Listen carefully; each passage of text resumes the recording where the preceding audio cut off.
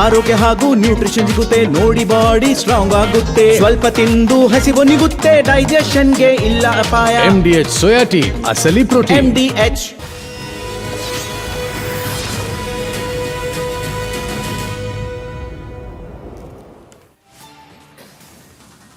ಮಹಾಭಾರತದ ಈ ದಿನದ ಚರ್ಚೆಯಲ್ಲಿ ಆಪರೇಷನ್ ನುಸುಳುಕೋರರು ಹಿಡಿಯೋದು ಹೇಗೆ, ಹಿಡಿದವರನ್ನ ಕಳಿಸೋದು ಎಲ್ಲಿಗೆ?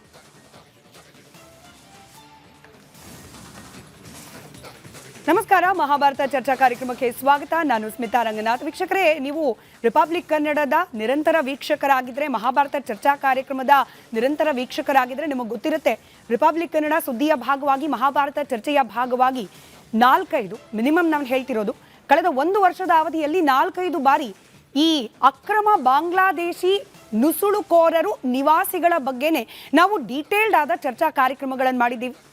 ರಾಜಕೀಯ ಪರಿಸ್ಥಿತಿಗಳು ಹೇಗೆಲ್ಲ ಬದಲಾಗುತ್ತೆ, ಹೇಳಿಕೆಗಳಲ್ಲಿ ಯಾವೆಲ್ಲ ರೀತಿಯಾದ ಬದಲಾಗುತ್ತೆ, ವಾಸ್ತವದಲ್ಲಿ ನುಸುಳುಕೋರರಿಂದ ಆಗ್ತಾ ಇರುವ ಸಮಸ್ಯೆ ಏನು, ಹೀಗೆ ಬೇರೆ ಬೇರೆ ಆಯಾಮದಲ್ಲಿ ಚರ್ಚೆಯನ್ನು ನಾವು ಮಾಡಿದ್ದೀವಿ. ಇನ್ಫ್ಯಾಕ್ಟ್ ಒಂದು ರಹಸ್ಯ ಕಾರ್ಯಾಚರಣೆಯನ್ನು ಕೂಡ ರಿಪಬ್ಲಿಕ್ ಕನ್ನಡ ಮಾಡಿದೆ. ಆ ರಿಪಬ್ಲಿಕ್ ಕನ್ನಡದ ರಹಸ್ಯ ಕಾರ್ಯಾಚರಣೆಯಲ್ಲಿ ಅಕ್ರಮವಾಗಿ ಬಂದು ಬೆಂಗಳೂರಿನಲ್ಲೂ ಕೂಡ ಸಾವಿರಾರು ಮಂದಿ ಬಾಂಗ್ಲಾದೇಶಿ ನಿವಾಸಿಗಳು ವಾಸವಾಗಿದ್ದಾರೆ ಅನ್ನೋದು ಬಯಲಾಗಿತ್ತು.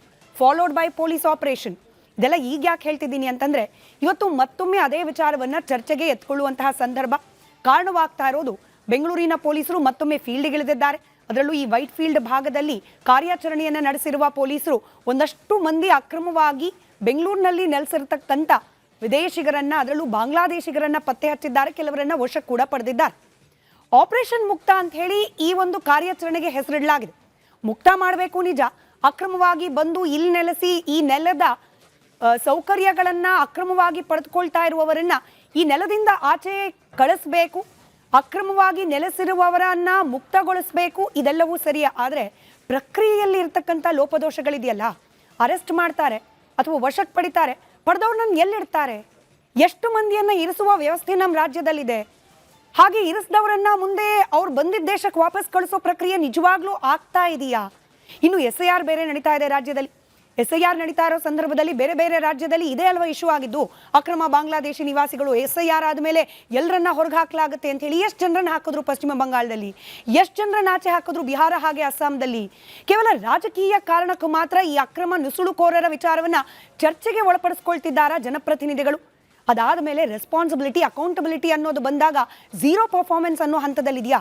ಹೀಗೆ ಅನೇಕ ಪ್ರಶ್ನೆಗಳಿದೆ. ಈ ಪ್ರಶ್ನೆಗಳಿಗೆ ಉತ್ತರವನ್ನು ಕಂಡುಕೊಳ್ಳೋ ಪ್ರಯತ್ನವನ್ನು ಮಹಾಭಾರತ ಚರ್ಚಾ ಕಾರ್ಯಕ್ರಮದಲ್ಲಿ ಮಾಡ್ತಾ ಹೋಗೋಣ. ಚರ್ಚೆ ಪ್ರಾರಂಭಕ್ಕೆ ಮುಂಚೆ ಈ ಬಗ್ಗೆ ಒಂದು ವರದಿ ನಿಮ್ಮ ಮುಂದೆ.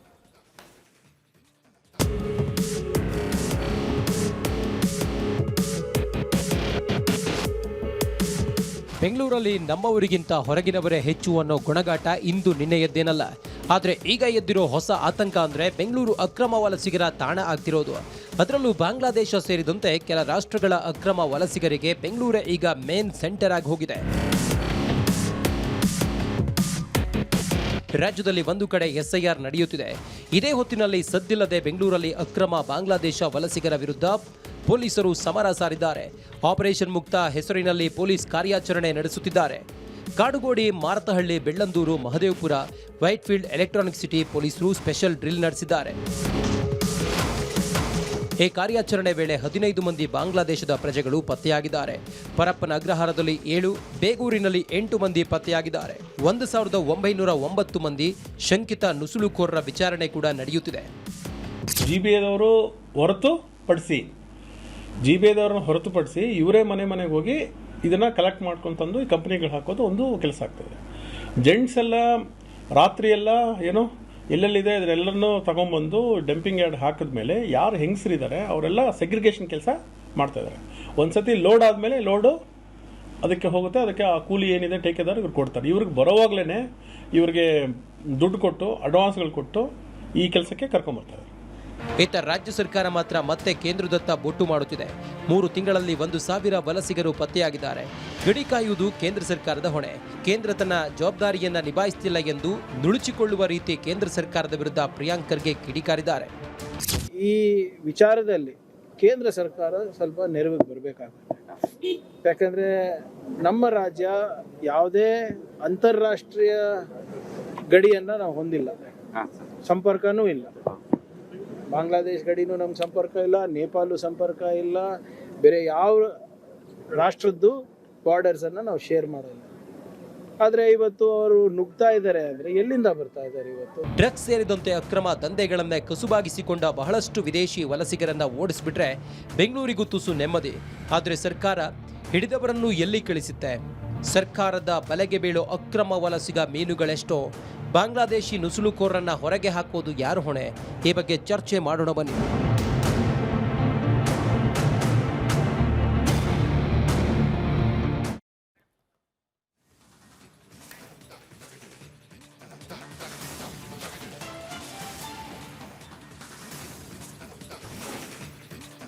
ಚರ್ಚೆ ಪ್ರಾರಂಭಕ್ಕೆ ಮುಂಚೆ ವೀಕ್ಷಕರೇ, ನಿಮಗೆ ಗೊತ್ತಿದೆ ರಿಪಬ್ಲಿಕ್ ಕನ್ನಡದ ಜನಾಭಿಪ್ರಾಯ ವೇದಿಕೆ ನಿಮಗಾಗಿ ಮುಕ್ತವಿರತಕ್ಕಂತಹ ವೇದಿಕೆ. ಅದರಲ್ಲೂ ಈ ಅಕ್ರಮವಾಗಿ ಬೇರೆ ದೇಶದಿಂದ ಬಂದು ನಮ್ಮ ರಾಜ್ಯದಲ್ಲಿ ನಮ್ಮ ದೇಶದಲ್ಲಿ ವಾಸ ಮಾಡ್ತಿರುವವರನ್ನ ಹೊರಹಾಕೋದು ಯಾರ ಹೊಣೆ ಅನ್ನೋದ್ರ ಬಗ್ಗೆ ಅನೇಕ ಬಾರಿ ಚರ್ಚೆ ಆಗುತ್ತೆ.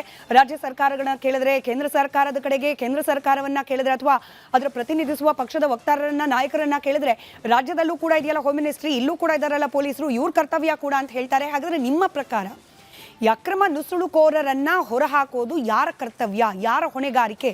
ಇದ್ರ ಬಗ್ಗೆ ನಿಮ್ಮ ಅನಿಸಿಕೆ ಅಭಿಪ್ರಾಯಗಳನ್ನು ಸ್ಕ್ರೀನ್ನ ಕೆಳಭಾಗದಲ್ಲಿ ತೋರಿಸಲಾಗ್ತಾ ಇರುವ ದೂರವಾಣಿ ಸಂಖ್ಯೆಗಳಿಗೆ ಕರೆ ಮಾಡುವ ಮೂಲಕ ಅಥವಾ ವಾಟ್ಸ್ಆ್ಯಪ್ ಎಕ್ಸ್ ಖಾತೆಯ ಮೂಲಕವೂ ಕೂಡ ನಮ್ಮ ಜೊತೆಯಲ್ಲಿ ಹಂಚಿಕೊಳ್ಳಬಹುದು. ನಿಮ್ಮ ಪಾಲ್ಗೊಳ್ಳುವಿಕೆಯ ನಿರೀಕ್ಷೆಯೊಂದಿಗೆ ಚರ್ಚೆಯನ್ನು ಪ್ರಾರಂಭ ಮಾಡ್ತಾ ಇದ್ದೀನಿ. ಇವತ್ತಿನ ಈ ಚರ್ಚೆಯಿಂದ ದೂರ ಉಳಿಲಿಕ್ಕೆ ಕಾಂಗ್ರೆಸ್ ಪಕ್ಷ ನಿರ್ಧಾರ ಮಾಡಿದೆ. ಹಾಗಾಗಿ ಕಾಂಗ್ರೆಸ್ ಪಕ್ಷದಿಂದ ಅಧಿಕೃತ ವಕ್ತಾರರು ಇವತ್ತಿನ ಕಾರ್ಯಕ್ರಮದಲ್ಲಿಲ್ಲ. ನಮ್ಮ ಜೊತೆಯಲ್ಲಿ ಬಿಜೆಪಿ ವಕ್ತಾರರಾದ ದಿಲೀಪ್ ಕುಣಗಲ್ ಅವರಿದ್ದಾರೆ, ಹಾಗೆ ಚಿಂತಕರಾದ ಶಶಿಕಾಂತ್ ಯಡಳ್ಳಿ ಅವರಿದ್ದಾರೆ, ನಿವೃತ್ತ ಪೊಲೀಸ್ ಅಧಿಕಾರಿಯಾದ ಎಸ್ ಕೆ ಉಮೇಶ್ ಸರ್ ಇದ್ದಾರೆ, ಲೀಗಲ್ ಎಕ್ಸ್ಪರ್ಟ್ ವಿವೇಕಾನಂದ ಎನ್ ಅವರಿದ್ದಾರೆ, ಹಾಗೆ ಮುಸ್ಲಿಂ ಮುಖಂಡರಾದ ಅಬ್ದುಲ್ ರಜಾಕ್ ಅವರಿದ್ದಾರೆ. ಕೆಲವೇ ಕ್ಷಣಗಳಲ್ಲಿ ಮೋಹನ್ ಗೌಡ್ರು ಹಿಂದೂಪರ ಮುಖಂಡರು ಜಾಯಿನ್ ಆಗೋ ನಿರೀಕ್ಷೆ ಇದೆ.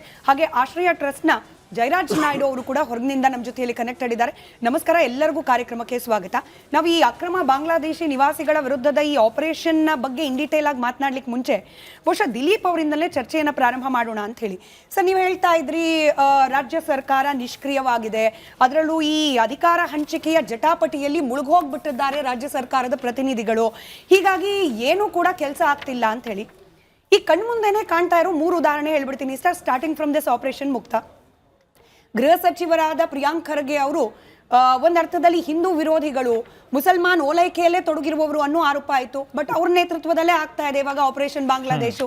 ಇನ್ನು ಆರೋಗ್ಯ ಸಚಿವರು ಫೀಲ್ಡ್ಗೆ ಇಳಿದಿದ್ದಾರೆ, 5 ಸ್ಟಾರ್ ಹೋಟೆಲ್ಗಳನ್ನು ಕೂಡ ಬಿಡದಲ್ಲೇ ರೇಡ್ಗಳನ್ನು ನಡೆಸ್ತಾ ಇದ್ದಾರೆ. ಇನ್ನು ಬೆಂಗಳೂರನ್ನ ಸ್ವಚ್ಛಗೊಳಿಸಲಿಕ್ಕೆ ಫುಟ್ಪಾತ್ ಆಪರೇಷನ್ ಕೃಷ್ಣ ಬೈರೇಗೌಡರ ನೇತೃತ್ವದಲ್ಲಿ ನಡೀತಿದೆ. ಅಂದ್ರೆ ಸರ್ಕಾರ ಆಕ್ಟಿವ್ ಆಗಂತೂ ಕಾಣ್ತಾ ಇದೆ ಅಂತ ಅಲ್ಲ. ಆ ಥರ ನೋಡಿದ್ರೆ ಅತಿ ಹೆಚ್ಚು ಸಮಸ್ಯೆಗೀಡಾಗಿರ್ತಕ್ಕಂಥವ್ರು ರೈತರುಗಳು. ಇವತ್ತು ಒಂದು ಕಡೆ ಅತಿವೃಷ್ಟಿ ಆಗ್ತಾ ಇದೆ, ಇನ್ನೊಂದು ಕಡೆ ಅನಾವೃಷ್ಟಿ ಆಗ್ತಾ ಇದೆ. ಆ ಕಡೆ ಸರ್ಕಾರ ತಲೆ ಹಾಕು ಮಲಗಿಲ್ಲ, ಇವರು ಇನ್ನೂ ಕುರ್ಚಿ ಹೊಡೆದಾಡ್ತಲ್ಲಿ ಗಲಾಟೆ ಮಾಡಕ್ಕೆ ಕೂತ್ಕೊಂಡಿದ್ದಾರೆ. ಒಂದು madam, coming back to the subject, ಇವತ್ತು ಅಕ್ರಮ ಬಾಂಗ್ಲಾದೇಶಿ ವಲಸಿಗರ ವಿಚಾರವಾಗಿ ಇವತ್ತು ಯಾಕೆ ಇಷ್ಟೊಂದು ಆಕ್ಟಿವ್ ಆಗಿದ್ದಾರೆ ಪ್ರಿಯಾಂಕ ಖರ್ಗೆ ಅವರು ಅಂತ ತೆಗೆದುಕೊಂಡಾಗ, ಮೊನ್ನೆ ನಡೆದಂಥ ಒಂದು ಕೇಸ್ ಮೇಡಮ್, ಯಾವುದು ನಸ್ರೀನಾ ವೈಫ್ ಆಫ್ ಬಿಲಾಲ್, ಇದು ಹೈಕೋರ್ಟ್ನಲ್ಲಿ ದೊಡ್ಡ ಚರ್ಚೆ ಆಗುತ್ತೆ. ಯಾವ ವಿಚಾರಕ್ಕೆ? ಸ್ವತಃ ಬಾಂಗ್ಲಾದೇಶದ ಪ್ರಜೆಯಿಂದ ಡಾಕ್ಟರ್ ನಾಗೇಂದ್ರಪ್ಪ ಶಿರೂರು ಅನ್ನೋರ ಮೇಲೆ ಕೇಸ್ ಫೈಲ್ ಆಗುತ್ತೆ. ಕೇಸ್ ಫೈಲ್ ಆಗಿ ಸ್ವತಃ ಪೊಲೀಸ್ನವರು ಇವರನ್ನ ಅರೆಸ್ಟ್ ಮಾಡ್ತಕ್ಕಂಥ ಕೆಲಸವನ್ನ ಮಾಡ್ತಾರೆ. ಕಾರಣ ಏನು? ಇವನು ಒಬ್ಬ ಬಾಂಗ್ಲಾದೇಶದವನು ಹೊರಗಡೆಯಿಂದ ಬಂದಿದ್ದಾನೆ ಅಂತ ತೋರಿಸಿದಂಥ ಒಂದು ಕಾರಣ. ಅದಕ್ಕಿಂತ ಒಂದು 15 ದಿವಸದ ಮುಂಚೆ ಆತನನ್ನ ಪೊಲೀಸ್ನವ್ರಿಗೆ ಕೊಟ್ಟಿರ್ತಾರೆ. ಎಲ್ಲಿಗೆ? ನಂದಿಗುಡಿ ಪೊಲೀಸ್ ಸ್ಟೇಷನ್, ಆ ವ್ಯಾಪ್ತಿನಲ್ಲಿ ನಂದಿಗುಡಿ ಪೊಲೀಸ್ ಸ್ಟೇಷನ್ ಅವ್ರಿಗೆ ಇಟ್ಕೊಂಡು ಕೊಟ್ಟಿರ್ತಾರೆ. ಆದ್ರೂ ಸಹ ಮತ್ತೆ ಬಂದಿದ್ದಾನಲ್ಲ ಅಂತೇಳಿ ಪೊಲೀಸ್ನವ್ರಿಗೆ ಒಪ್ಪಿಸಿದ್ರೆ ಇವ್ರ ಮೇಲೆ ಸ್ವತಃ ಕೇಸ್ ಮಾಡ್ತಾರೆ. ಹೈಕೋರ್ಟ್ ಚೀಮಾರಿ ಹಾಕುತ್ತೆ. ಈ ರೀತಿ ಎಲ್ಲ ಮಾಡ್ತಾ ಇದ್ದೀರಲ್ಲ, ನಿಮಗೆ ನಾಚಿಕೆ ಆಗಬೇಕು ಅಂತೇಳಿ ಹೈಕೋರ್ಟ್ ಚೀಮಾರಿ ಹಾಕಿದ ಮೇಲೆ ಇವತ್ತು ಹೈಕೋರ್ಟ್ ಸ್ಪಷ್ಟವಾಗಿ ನಿರ್ದೇಶನ ಕೊಡುತ್ತೆ, ನೀವು ಇಲ್ಲಿರ್ತಕ್ಕಂಥ ಅಕ್ರಮ ವಲಸಿಗರನ್ನ ಆಚೆ ಹಾಕಬೇಕಾಗಿರ್ತಕ್ಕಂಥದ್ದು ರಾಜ್ಯ ಸರ್ಕಾರದ ಕರ್ತವ್ಯ ಅಂತ. ಇವತ್ತು ಈ ಕೆಲಸವನ್ನ ಮಾಡಬೇಕು ಅಂತ ಹೊರಟಿದ್ದಾರೆ ಮೇಡಮ್. ಇದರಿಂದ ಯಾವ ಅಜೆಂಡಾ ಇದಾವೆ ಅಂತ ನಾವು ಅದನ್ನ ಚರ್ಚೆ ಮಾಡೋಣ, ಮುಂದೆ ನೋಡೋಣ ಅದೇನೇನಾಗುತ್ತೆ ಅಂತ. ಅಜೆಂಡಾ ಗೊತ್ತಿಲ್ಲ ಏನೇನಾಗುತ್ತೆ ಅಂತ ಮುಂದೆ. ಮತ್ತೆ ಇದಕ್ಕಿಂತ ಮುಂಚೆ ನಾನು ಹೇಳ್ತೀನಿ ಮೇಡಮ್, ಇದೇ ಪರಮೇಶ್ವರ್ ಅವರು ಗೃಹ ಸಚಿವರಾಗಿದ್ದಾಗ ತುಂಬಾ ಬಾರಿ ನಿಮ್ಮದೇ ಮೀಡಿಯಾಗಳಲ್ಲಿ ನನ್ನ ಹತ್ರ ಮೀಡಿಯಾ ಸ್ಟೇಟ್ಮೆಂಟ್ಸ್ಗಳಿದೆ. 15 ಲಕ್ಷ ಜನ ಅಕ್ರಮ ವಲಸಿಗರಿದ್ದಾರೆ, 20 ಲಕ್ಷ ಜನ ವಲಸಿಗರಿದ್ದಾರೆ ಅಂತ ನೀವು ಹೋಗಿ ಸ್ಟಿಂಗ್ ಆಪರೇಷನ್ ಮಾಡಿದಿರಿ, ಹೋಗಿ ಅವ್ರನ್ನ ಮಾತಾಡ್ಸಿದಿರಿ. ತುಟಿಕ್ ಪಿಟಿಕ್ ಅಂತ ಅಂದಿಲ್ಲ ರಾಜ್ಯ ಸರ್ಕಾರ, ತುಟಿಕ್ ಪಿಟಿಕ್ ಅಂತ ಅಂದಿಲ್ಲ. ಇವತ್ತು 2023ರಿಂದ ಅಧಿಕಾರಕ್ಕೆ ಬಂದ ಮೇಲೆ ಇವತ್ತು ಮಾತ್ರ ಅಕ್ರಮ ಬಾಂಗ್ಲಾದೇಶಿ ವಲಸಿಗರ ವಿಚಾರ ಮಾತಾಡ್ತಿದ್ದಾರೆ. ಯಾಕೆ ಅಂತಂದ್ರೆ ಹೈಕೋರ್ಟ್ ಚಿಮಾರಿ ಆಗ್ತು ಅಂತೇಳಿ. ಅದು ಇದುವರೆಗೂ ಸಹ ಮಾತಾಡಿಲ್ಲ. ಒಂದು ಮೇಡಮ್, ಇನ್ನೊಂದು, ಇವತ್ತು ಯಾವ ಮಟ್ಟಕ್ಕೆ ಇಳಿದಿದೆ ಪೊಲೀಸ್ ಇಲಾಖೆ ಅಂತಂದ್ರೆ, ನೀವು ಈ ಯಾವುದು ಬಿಲಾಲ್ ವಿಚಾರಕ್ಕೆ ನೀವು ಸಹ ತೋರಿಸಿದಿರಿ. ಪೊಲೀಸ್ ಇಲಾಖೆ, ಅದು ನಂದಿಗುಡಿ ಪೊಲೀಸ್ ಸ್ಟೇಷನ್ ನಡೆದಿರ್ತಕ್ಕಂಥ ಒಂದು ಘಟನೆ, ಸುಮಾರು ಮಂತ್ಲಿಗೆ 5,000 ರೂಪಾಯಿ ಕೊಡ್ತಾ ಇದ್ದಾರೆ ಅಕ್ರಮ ವಲಸಿಗರು. ಒಂದು ಗಾಡಿಗೆ, ಅವ್ರು ಕಸ ಎತ್ಕೊಂಡು ಹೋಗೋ ಗಾಡಿಗಳಿಗೆ ಒಂದು ಗಾಡಿಗೆ 1,000 ರೂಪಾಯಿ ಕೊಡ್ತಾ ಇದ್ದಾರೆ.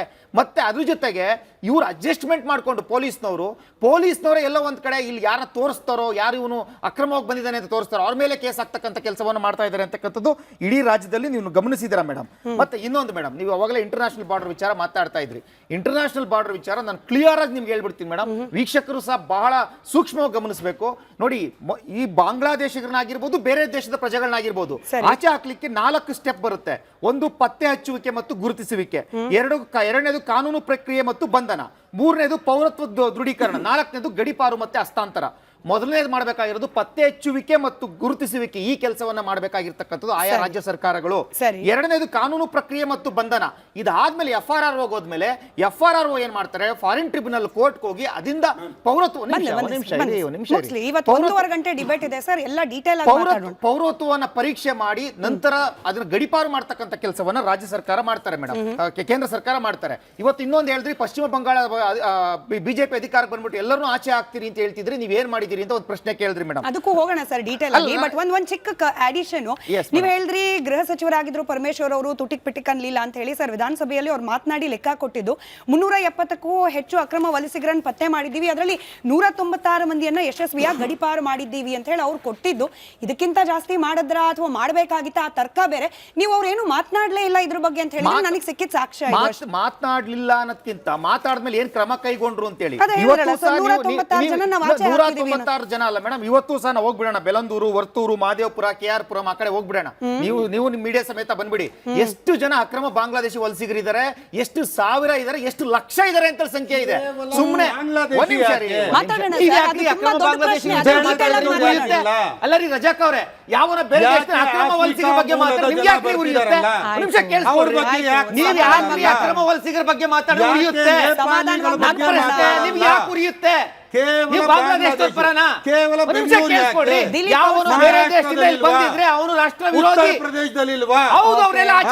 ಕೆಲಸವನ್ನ ಮಾಡಿದೀವಿ, ನಂತರ ಡೇಟಾ ಇದೆ, ಬುಡ ಬುಡಕ್ ಬಂದಿಲ್ಲ. ನಾವಿಲ್ಲಿ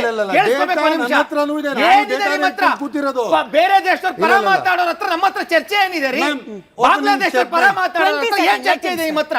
ನಿಮ್ಗೆ ಯಾಕೆ ಉರಿಯುತ್ತೆ? ಅದನ್ನ ಪ್ರಶ್ನೆ ಕೇಳಿ ನಿಮಿಷ ಕೇಳಿಸ್ಕೊಳ್ಳಿ. ನೋವಾಗುತ್ತೆ ರೀ ಮನಸ್ಸಿಗೆ,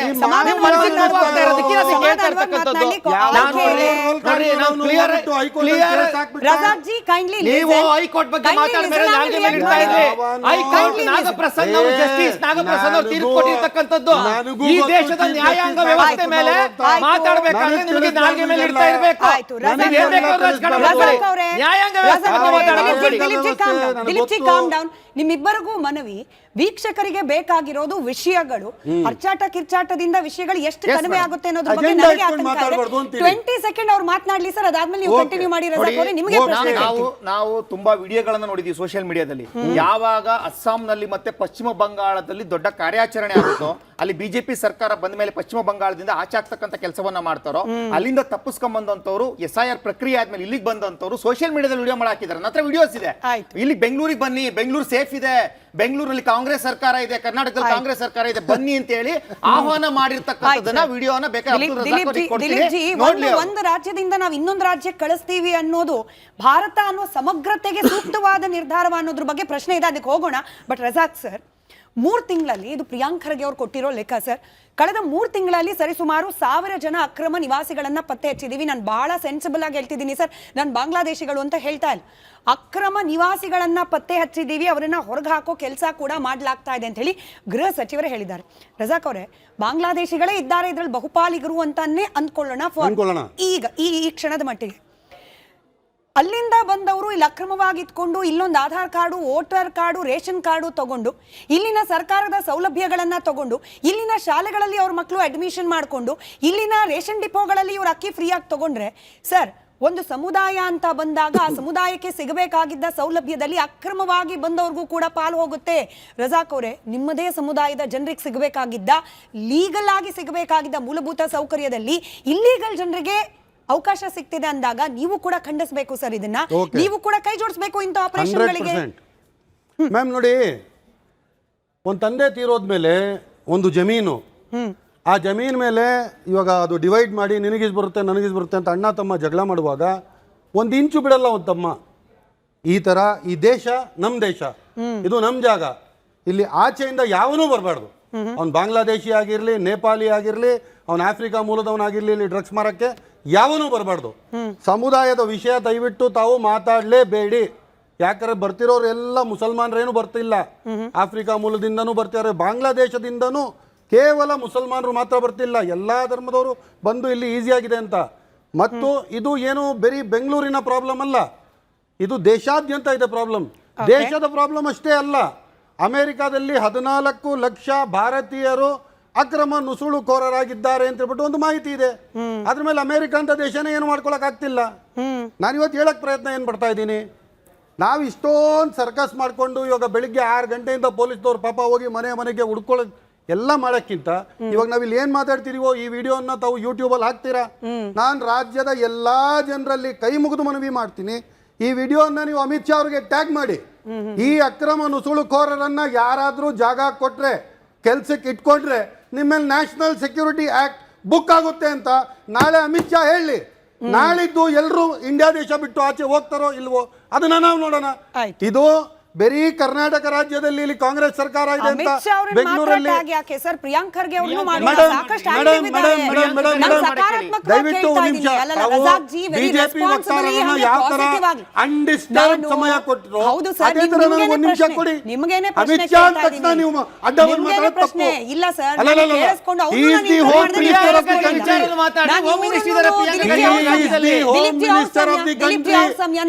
ಕರ್ನಾಟಕ ರಾಜ್ಯ ಯಾವ ಒಂದು ಗಡಿಯನ್ನ ಅಂತಾರಾಷ್ಟ್ರೀಯ ಬಾರ್ಡರ್ನ ಶೇರ್ ಮಾಡಲ್ಲ. ದಿಲೀಪ್ ಅವ್ರಿಗೂ ಕೂಡ ಮಧ್ಯದಲ್ಲಿ ಪ್ರಶ್ನೆ ಕೇಳ್ದೆ, ನೀವು ಕೇಳಿಸ್ಕೊಂಡ್ರೋ ಇಲ್ಲ ಗೊತ್ತಿಲ್ಲ. ನನ್ನ ಸಿಂಪಲ್ ಪ್ರಶ್ನೆ ಇಷ್ಟೇ ಸರ್, ಕೇವಲ ಅಮಿತ್ ಶಾ ಅವ್ರನ್ನು ಮಾಡಬೇಕು, ಜೊತೆಯಲ್ಲಿ ಬಹಳ ಆಕ್ಟಿವ್ ಆಗಿರ್ತಕ್ಕಂಥ ನಮ್ಮ ಗೃಹ ಸಚಿವರಾದ ಪ್ರಿಯಾಂಕ್ ಖರ್ಗೆ ಅವ್ರನ್ನು ಟ್ಯಾಗ್ ಮಾಡೋಣ, ಮಾಡ್ತಾ ಇರುವ ಆಪರೇಷನ್ಗೆ ಸಹಾಯಕವಾಗುತ್ತೆ ಅನ್ನೋ ನನ್ನ ಸಲಹೆ ಅಷ್ಟೇನೆ. ಮಧ್ಯಪ್ರದೇಶದಲ್ಲಿ ಇಲ್ವಾ, ಉತ್ತರ ಪ್ರದೇಶದಲ್ಲಿ ಇಲ್ವಾ, ಡೆಲ್ಲಿಯಲ್ಲಿಲ್ವಾ? ನಾನು ಭಾರತೀಯ, ನಾನು ಭಾರತೀಯ, ದೇಶದ ಬಗ್ಗೆ ಮಾತಾಡ್ತೀನಿ. ಚರ್ಚೆ ಮಾಡ್ತಾ ಇಲ್ಲ, ಮಾತಾಗಲ್ಲ ಮುಂದೆ. ಆಯ್ತು ಮಾತಾಡಿ, ಧಮ್ಕಿ ಅಲ್ಲ ರೀ ಮೇಡಮ್, ಇದು ದೇಶದ ಭದ್ರತೆಯ ವಿಷಯ. ಓಕೆ, ಇಲ್ಲಿ ಯಾವನೇ ಆಗಿರ್ಲಿ, ಬೇರೆ ದೇಶದಿಂದ ಒಂದು ಇಲ್ಲಿಗಲ್ ಡಾಕ್ಯುಮೆಂಟ್ಸ್ ಅಲ್ಲೇ ಬರ್ಲಿ, ಅವನು ಏನೇ ಆಗಿರ್ಲಿ, ಅವನನ್ನ ಇಲ್ಲಿ ಜಾಗ ಕೊಡ್ತಿರೋರು ಯಾರು, ಅವನನ್ನ ಇಲ್ಲಿ ಕೆಲ್ಸಕ್ಕೆ ಇಟ್ಕೊಳ್ತಿರೋದು ಯಾರು, ಅವರನ್ನ ಜಮೀನ್ಗಳನ್ನ ಕೊಟ್ಟು ಶೆಡ್ ಮಾಡ್ಕೊಳ್ಳಕ್ಕೆ ಅವಕಾಶ ಮಾಡ್ಕೊಡ್ತಿರೋರು ಯಾರು? ಇದು ಕೇವಲ ಬೆಂಗಳೂರಲ್ಲಿ ನಡೀತಾ ಇದೆಯಾ? ದೇಶದ ಸೆಕ್ಯೂರಿಟಿ ವಿಚಾರವಾಗಿ ಅಬ್ದುಲ್ ರಜಾಕ್ ಯಾವ ಧ್ವನಿ ಎತ್ತಿದ್ದಾರೆ? ವಿಚಾರವಾಗಿ ಅಬ್ದುಲ್ ರಜಾಕ್ ಯಾವತ್ತು ಮಾತಾಡಿದಿರಿ? ಸೆಕೆಂಡ್ ದಿಲೀಪ್ ಅವರೇ ಯಾವತ್ತು ಮಾತಾಡಿದಿರಿ ಆ ವಿಚಾರವಾಗಿ? ಇವಾಗ ಮಾತಾಡ್ತಿದಾರಲ್ಲ ಸರ್, ಕೇಳಿಸ್ಕೊಳ್ಳೋಣ. ಇನ್ನು 19 ಸೆಕೆಂಡ್ ಸಹಿಸ್ಕೊಳ್ಳಿ. ಇನ್ನ ನಾನು ಕಣಕ್ಕೆ ಇಳಿದಿಲ್ಲ, ಇವಾಗ ಇಳಿತೀನಿ. ಇದ್ರಲ್ಲಿ ರೋಲ್ ಕಾಲ್ ಯಾರ್ಯಾರು ಮಾಡ್ತಿದಾರೆ ಎಲ್ಲ ಬಹಿರಂಗವಾಗಿ ಇಡ್ತೀನಿ. ಇದು ಪ್ರಮಾಣ, ಇದು ಪ್ರಮಾಣ. ಕಣಕ್ಕೆ ಇಳಿತೀನಿ, ಇದರಿಂದ ಮಾಡ್ರಿ, ಒಳ್ಳೇದ್ರಿ, ಅದು ಮುಂದಿಡ್ತೀನಿ. ಈ ದೇಶಕ್ಕೆ ನೀವು ಮಾತಾಡಿದ್ರಿ, ನಾವು ಕೇಳಿಸ್ಕೊಂಡ್ವಿ. ದಿಲೀಪ್ ಅವರೇ ಮತ್ತೊಮ್ಮೆ ಮನವಿ ಮಾಡ್ಕೊಳ್ತಾ ಇದೀನಿ, ದಯವಿಟ್ಟು ಅವ್ರವ್ರ ಸಮಯದಲ್ಲಿ ಅವ್ರು ಮಾತನಾಡೋಣ. ರಜಾಕ್ ಅವರೇ, ನಿಮ್ಮ ಕಳಕಳಿ ಕರೆಕ್ಟ್ ಇದೆ. ಯಾರೆಲ್ಲ ರೋಲ್ ಕಾಲ್ ಮಾಡ್ತಿದ್ದಾರೆ ಅವರ ಹೆಸರನ್ನ ಬಹಿರಂಗ ಅಷ್ಟೇ ಪ್ರಾಮಾಣಿಕವಾಗಿ ರಜಾಕ್ ಅವರೇ ಕೇಳಿಸ್ಕೊಳ್ಬೇಕು. ಈಗ ನನ್ನ ಸಮಯದಲ್ಲೂ ನೀವು ಮಾತನಾಡ್ತಿದ್ದೀರಿ, ಬೇರೆಯವ್ರಿಗೆ ಡಿಸಿಪ್ಲಿನ್ ಹೇಳ್ತೀರಿ ನೀವು. ಈಗ ನೀವು ಎಷ್ಟು ಪ್ರಾಮಾಣಿಕವಾಗಿ ರೋಲ್ ಕಾಲ್ ಮಾಡೋರ ಬಗ್ಗೆ ಬೆಳಕು ಚೆಲ್ತೀನಿ ಅಂತ ಹೇಳ್ತಾ ಇದ್ದೀರಿ. ನಾನು ಬಹಳ ಸಾಫ್ಟ್ ಲ್ಯಾಂಗ್ವೇಜ್ ಅಲ್ಲಿ ಹೇಳ್ತಾ ಇದ್ದೀನಿ. ಅದೇ ರೀತಿಯಲ್ಲಿ ಪ್ರಾಮಾಣಿಕವಾಗಿ ಯಾರೆಲ್ಲ ಇವ್ರಿಗೆ ಜಾಗ ಕೊಡ್ತಿದ್ದಾರೆ, ಯಾರೆಲ್ಲ ಇವ್ರಿಗೆ ಆಧಾರ್ ಕಾರ್ಡ್ ಕೊಡ್ತಿದ್ದಾರೆ, ಯಾರೆಲ್ಲ ಇವ್ರಿಗೆ ರೇಷನ್ ಕಾರ್ಡ್, ವೋಟರ್ ಕಾರ್ಡ್ ಕೊಡ್ತಿದ್ದಾರೆ, ಅವ್ರ ಬಗ್ಗೆನೂ ಕೂಡ ಬೆಳಕು ಚೆಲ್ಲಿ ಅಂತ ಹೇಳಿ ನಾನು ಮನವಿ ಮಾಡ್ಕೊಳ್ತಾ ವಿವೇಕ್ ಅವ್ರಿಗೆ. ರಾಜ್ಯ ಜನತೆಗೆ ಹೇಳ್ತೀನಿ, ಈ ವಿಡಿಯೋ ಇವರು ಯೂಟ್ಯೂಬ್ ಮೇಲೆ ಹಾಕ್ತಾರೆ, ಅಮಿತ್ ಶಾಗೆ ಟ್ಯಾಗ್ ಮಾಡಿ, ನ್ಯಾಷನಲ್ ಸೆಕ್ಯೂರಿಟಿ ಆಕ್ಟ್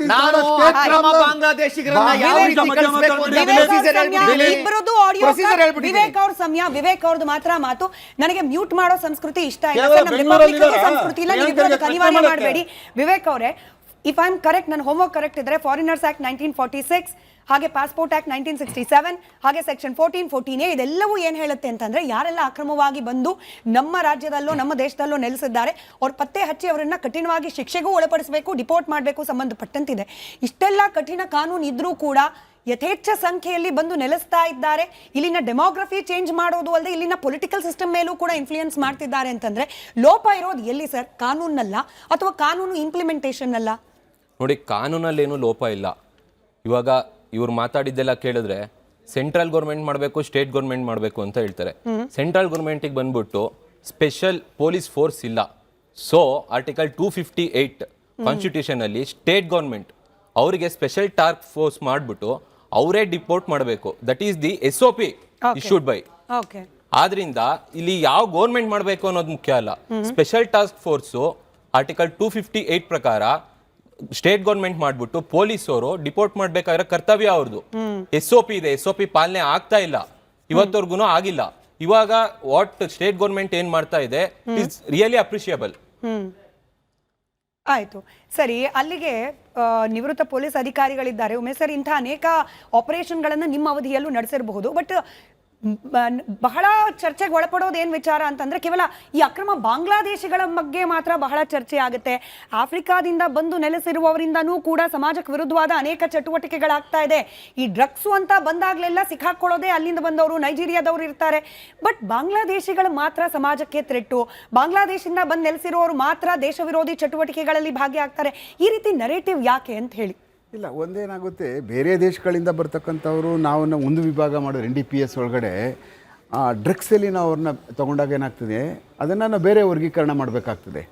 ಬಾಂಗ್ಲಾದೇಶಿಗಳನ್ನ ನಾವು ತೊಗೊಳಕ್ಕೆ ಹೋದಾಗ ಏನಾಗ್ತದೆ ಅಂತಂದರೆ, ಒಂದು ಆ್ಯಕ್ಟಿವಿಟೀಸ್ ನೋಡಬೇಕಾಗ್ತದೆ ನಾವು. ಒಂದು ನೆಲೆಸುವಿಕೆ, ಬಂದು ಇಲ್ಲಿ ಉಳ್ಕೊಳ್ಳುವಂಥದ್ದು, ಮತ್ತು ಅವ್ರು ವಿಚಿತ್ರಕಾರಕ ಶಕ್ತಿಗಳ ಜೊತೆ ಯಾಕೆ ಕೈ ಜೋಡಿಸ್ತಾರೆ, ಮತ್ತು ಟೆರರಿಸ್ಟ್ ಆ್ಯಕ್ಟ್ಗಳ ಜೊತೆ ಏನೇನೆಲ್ಲ ಈಗಾಗಲೇ ಅವರು ಡಾಕ್ಯುಮೆಂಟೇಷನ್ಗಳನ್ನ ಪ್ರಿಪೇರ್ ಮಾಡ್ಕೊಂಡಿದ್ದಾರೆ, ಎಷ್ಟು ಜನ ಅರೆಸ್ಟ್ ಆಗಿ ಜೈಲಿಗೆ ಹೋಗಿದ್ದಾರೆ ಅಂತ ಅನ್ನುವಂಥದ್ದು ನಾವು ಈಗಾಗಲೇ ಭಾಳ ಕ್ರೊನಾಲಜಿಕಲ್ ನೋಡಾಗಿದೆ. ಯಾರ್ಯಾರು ಯಾವಾಗ ಬಂದರು, ಎಲ್ಲೆಲ್ಲಿ ಬ್ಲಾಸ್ಟ್ಗಳಾದೋ, ಏನೇನೆಲ್ಲ ಅವ್ರು ಪೂರ್ವಕವಾಗಿ ಬಂದು ಇಲ್ಲಿ ವಾಸ ಮಾಡಿದರು, ಎಷ್ಟು ಜನ ಇನ್ನೂ ಅಬ್ಸ್ಕ್ಯಾಂಡಿಂಗ್ ಇದ್ದಾರೆ ಅಂತ ಅನ್ನುವಂಥದ್ದು. ಬಾಂಗ್ಲಾದೇಶಿಗಳದ್ದು ಭಾಳ ಇಂಪಾರ್ಟೆಂಟ್ ಏನು ಅಂತಂದರೆ, they are supporting to the Pakistan ಅಂತಂದರೆ ನಮ್ಗೆ ಅನ್ನಿಸ್ತೇ ಇರ್ಬೋದು. ಬಟ್ ಅಲ್ಲಿಗೆ ಬರ್ತಾರೆ ಅವರು, ಬಂದ ತಕ್ಷಣವೇ ಅಲ್ಲಿ ಎಲ್ಲ ಬದಲಾವಣೆಗಳಾಗ್ತವೆ. ಬದಲಾವಣೆಗಳಾದಂಥ ಪರಿಸ್ಥಿತಿಯಲ್ಲಿ ಏನಾಗ್ತಾರೆ, ಅವ್ರು ಈಸಿಯಾಗಿ ನಮ್ಮ ದೇಶಕ್ಕೆ ಬಂದು ಇಲ್ಲಿ ಬಂದು ಈ ಆ್ಯಕ್ಟಿವಿಟೀಸ್ಗಳನ್ನ ಮಾಡ್ತಾರೆ ಅನ್ನೋದಕ್ಕೆ ಪೂರಕವಾದಂಥ ಸಾಕ್ಷಿಗಳು ಈಗಾಗಲೇ ಪೊಲೀಸರ ಹತ್ರನೂ ಇದ್ದಾವೆ, ನ್ಯಾಯಾಲಯ ಇದ್ದಾವೆ, ಎಲ್ಲ ಇದ್ದಾವೆ. ನಾವು ಅದನ್ನಷ್ಟೇ ಮನಗಾಣ್ಬೇಕು, ಬೇರೆ ಇನ್ನೇನಿಲ್ಲ ನಮ್ಮದು. ಅವ್ರು ಬರ್ತಾ ಇದ್ದಾರೆ, ಇಲ್ಲಿರ್ತಕ್ಕಂಥವ್ರ ವಿರುದ್ಧವಾಗಿ ನಾವು ಭಾಳ ಕೆಲಸ ಮಾಡಿದ್ದೀವಿ. ಅದೊಂದು ಎನ್ಸೈಕ್ಲೋಪೀಡಿಯಾನೇ ತಯಾರು ಮಾಡಿದ್ದೀವಿ ನಾವು, ಎಷ್ಟು ಜನ ಬರ್ತಾರೆ ಅಂದ್ಬಿಟ್ಟು ಅಂತ. ಆಮೇಲೆ ಇರ್ತಕ್ಕಂಥ ಎಲ್ಲ ಏನು ಈ ರೋಸ್ ಗಾರ್ಡ್ಗಳಲ್ಲಿ ಇದಾವಲ್ಲ, 50-80% ನನ್ನ ಲೆಕ್ಕದಲ್ಲ ಅವರೇನೆ. ಆಲ್ಮೋಸ್ಟ್ ಇದೀಗ ಮಡಿಕೇರಿ ಭಾಗದಲ್ಲಿ ಸ್ವಲ್ಪ ಕ್ಲೀನ್ಸ್ ಆಗಿದೆ. ಯಾವಾಗ ಅಸ್ಸಾಂ ವೆಸ್ಟ್ ಬೆಂಗಾಲ್ ಎಲೆಕ್ಷನ್ ಆದಮೇಲೆ.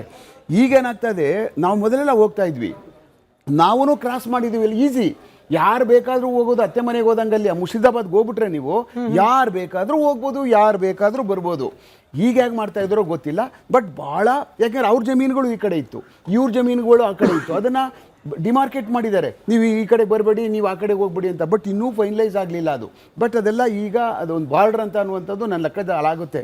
ಆದರೆ ನಾವು ವರ್ಗೀಕರಣ ಮಾಡಬೇಕಾದಾಗ ನಾವು ಬೇರೆ ದೇಶದಿಂದ ನೈಜೀರಿಯನ್ಸ್ ಬರ್ತಾರೆ, ಮೋಸ ಮಾಡ್ತಾರೆ, ಡ್ರಗ್ಸ್ ತರ್ತಾರೆ, ಅದೊಂದು ವಿಭಾಗ. ಅವ್ರನ್ನ ಸದೆ ಬಡಿತಕ್ಕಂಥದ್ದು, ಅವ್ರನ್ನ ತಾಚೆ ಬಿಸಾಕ್ತಕ್ಕಂಥದ್ದು ಕೆಲಸನ ನಿರಂತರವಾಗಿ ಮಾಡ್ತಾರೆ. ಅವ್ರು ಹೇಳಿದ್ರು, ಅಡ್ವೊಕೇಟ್ ಸಾಹೇಬರು, SOP ನಮಗೆ ಇರ್ತಕ್ಕಂಥದ್ದು ಸ್ಟೇಟ್ ಗೌರ್ಮೆಂಟ್ನವ್ರಿಗೆ, ನಾವೇ ಹಿಡಿಬೇಕು. ಯಾವುದೇ ಸರ್ಕಾರಗಳು ಬರಲಿ ಬಿಡಿ, ಅವ್ರು ಕಿತ್ತಾಡ್ತಾನೆ ಇರ್ತಾರೆ, ನಿಮ್ಮ ಕಾಲದಲ್ಲಿ ಬರ್ತಾರೆ, ನಮ್ಮ ಕಾಲದಲ್ಲಿ ಬರ್ತಾರೆ ಅಂತ ವಿಚಾರ ಬಿಟ್ಟಾಕ್ಬಿಡೋಣ. ಬಟ್ ನಮ್ಮ ಕೆಲಸ ಇಲ್ಲಿ ಭಾಳ ಮೇಜರ್ ಇದೆ ಪೊಲೀಸವ್ರದ್ದು. ಯಾವುದೇ ಸರ್ಕಾರ ಇರಲಿ, ಅಲ್ಲಿ ABCD ಯಾವ್ದಾರ ಸರ್ಕಾರ ಬರಲಿ, ನಾವುಗಳು ಭಾಳ ಸುಲಭ ಗುರುತಿಸುವಂಥದ್ದು ಅತ್ಯಂತ ಸುಲಭವಾದಂಥ ಕೆಲಸ.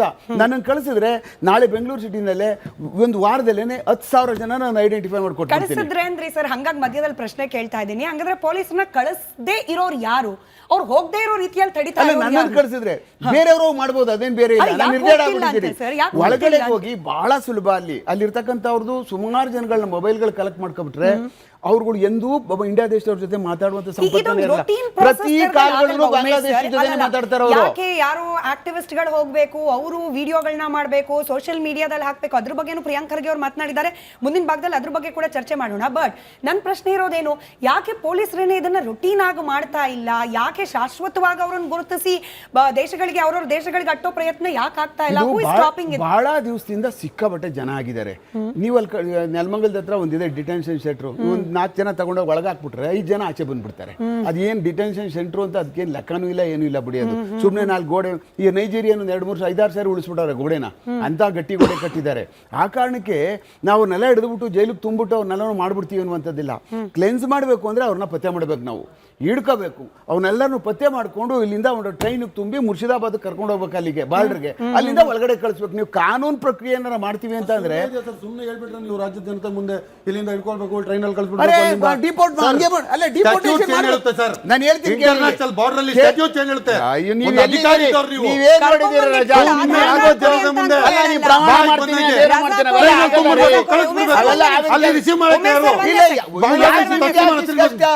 ನೋಡಿ ನಿಮ್ದು ವಾಟ್ ಈಸ್ ಬಾಂಗ್ಲಾದೇಶದ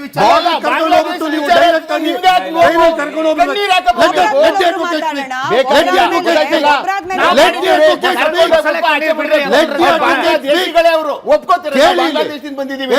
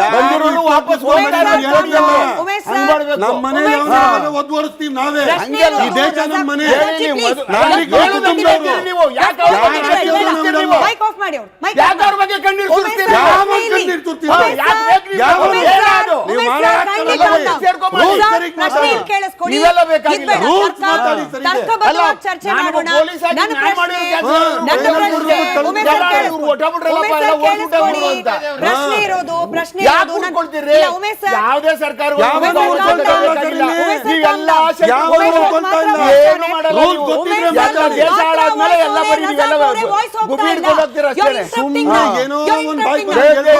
ಪ್ರಶ್ನೆ ಇರೋದು ಉಮೇಶ್ ಸರ್, ಪ್ರಶ್ನೆ ಇರೋದು ರಜಾಕ್ ಅವ್ರ ಪ್ರಕಾರ ಅಷ್ಟು ಸುಲಭ ಇಲ್ಲ ಕರ್ಕೊಂಡು ಹೋಗಿ ಬಿಟ್ಬಿಡೋದು.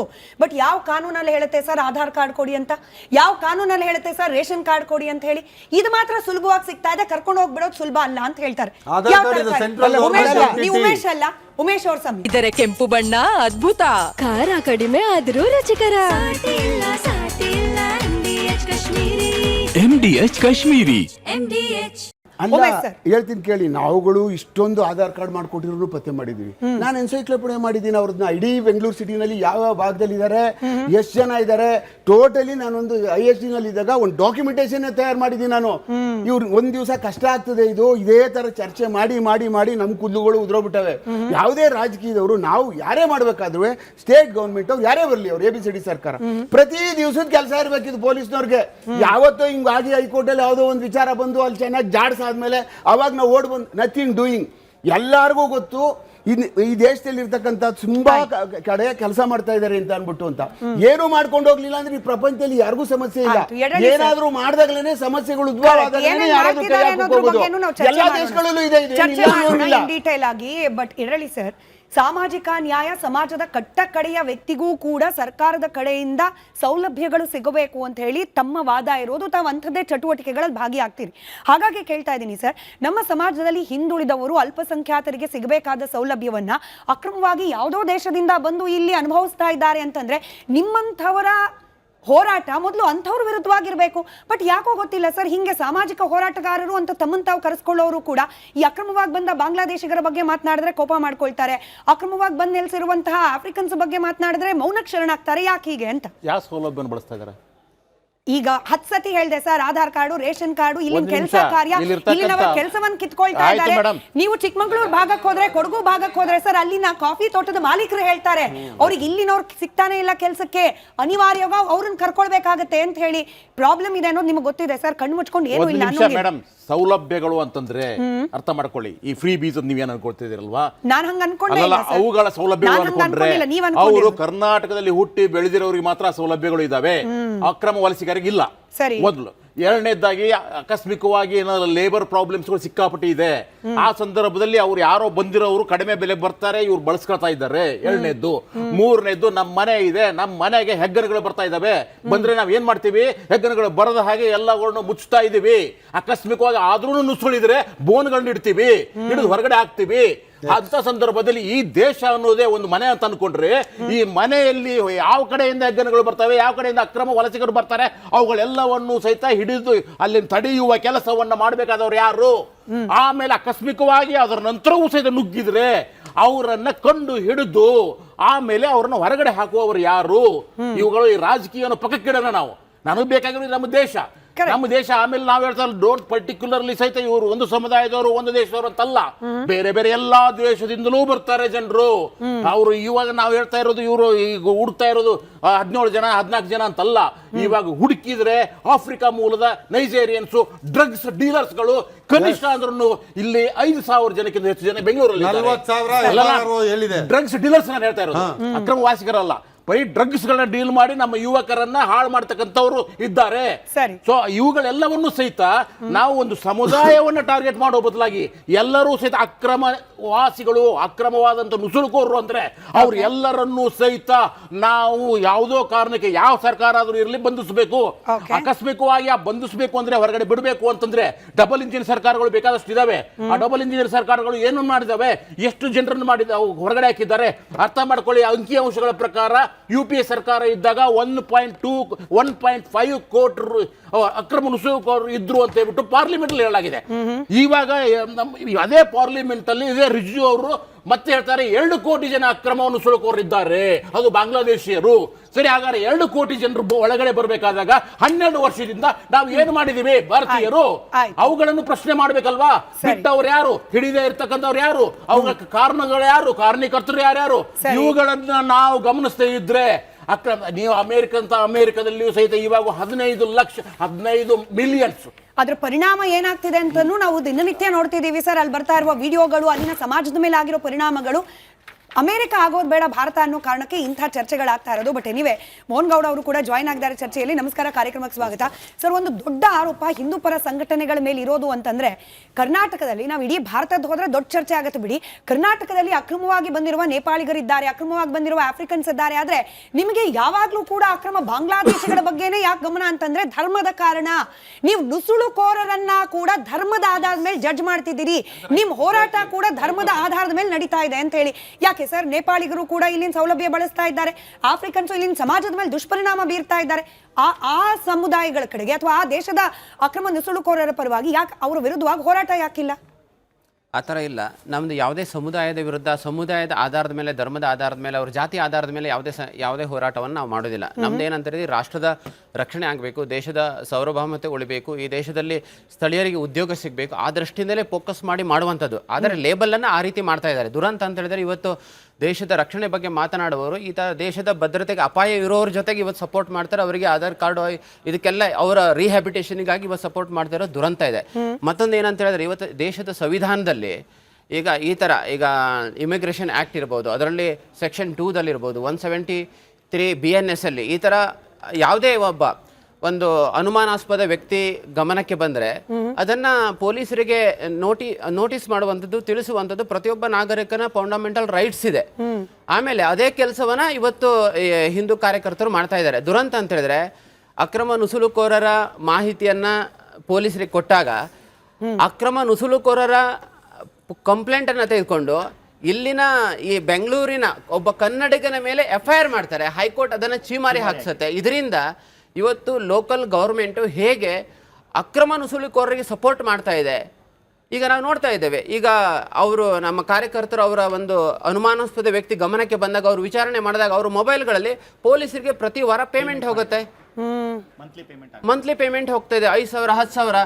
ನೋಡಿದಾಗ ಬ್ಯಾಂಕ್ಗಳಿಂದ ಲೋನ್ ಪಡ್ಕೊಂಡಿದ್ದಾರೆ, ರೇಷನ್ ಅಂಗಡಿ ಇಟ್ಕೊಂಡಿದ್ದಾರೆ, ಸೆಕ್ಯೂರಿಟಿ ಏಜೆನ್ಸಿಯಾಗಿ ಕೆಲಸ ಮಾಡ್ತಿದ್ದಾರೆ, ಸೆಕ್ಯೂರಿಟಿ ಗಾರ್ಡ್ಗಳಾಗಿ ಕೆಲಸ ಮಾಡ್ತಿದ್ದಾರೆ, ಅನೇಕ ಅಪರಾಧ ಕೃತ್ಯದಲ್ಲಿ ಭಾಗಿಯಾಗಿದ್ದಾರೆ. ಚಿಕ್ಕಬಾಣೋದರೆ 2019ರಲ್ಲಿ 2 ಟೆರರಿಸ್ಟನ್ನು ಅರೆಸ್ಟ್ ಮಾಡಿದ್ರು.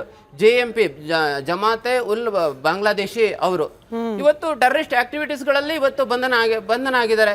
ದುರಂತ ಅಂತ ಹೇಳಿದ್ರೆ ಇವತ್ತು ರಾಜ್ಯ ಸರ್ಕಾರದ ಜವಾಬ್ದಾರಿ ಇದೆ. ಇಲ್ಲಿ ನಮ್ಮ ರಾಜ್ಯದಲ್ಲಿ ಈ ತರ ವೆರಿಫಿಕೇಶನ್ ಮಾಡುವಂತದ್ದು, ಯಾರು ಬಾಂಗ್ಲಾದೇಶಿ ನುಸುಳುಕೋರದನ್ನ ಐಡೆಂಟಿಫೈ ಮಾಡುವಂತದ್ದು ಜವಾಬ್ದಾರಿ ಅಲ್ಲ, ಕೇಂದ್ರ ಸರ್ಕಾರ ಅಂತಾರಾಷ್ಟ್ರೀಯ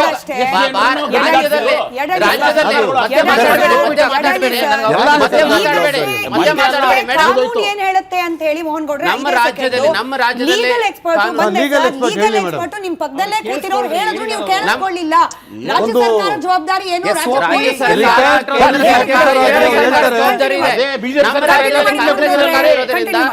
ನೋಡಿ, ನಮ್ಮ ರಾಜ್ಯದಲ್ಲಿ ಯಾರಾದರೂ ಅಕ್ರಮ ನುಸುಳುಕೋರರು ಬಂದ್ರೆ ಅದನ್ನು ಗುರುತಿಸುವುದು ಕೇಂದ್ರ ಸರ್ಕಾರ ಜವಾಬ್ದಾರಿನ, ರಾಜ್ಯ ಸರ್ಕಾರ, ರಾಜ್ಯ ಪೊಲೀಸ್ ಜವಾಬ್ದಾರಿನ?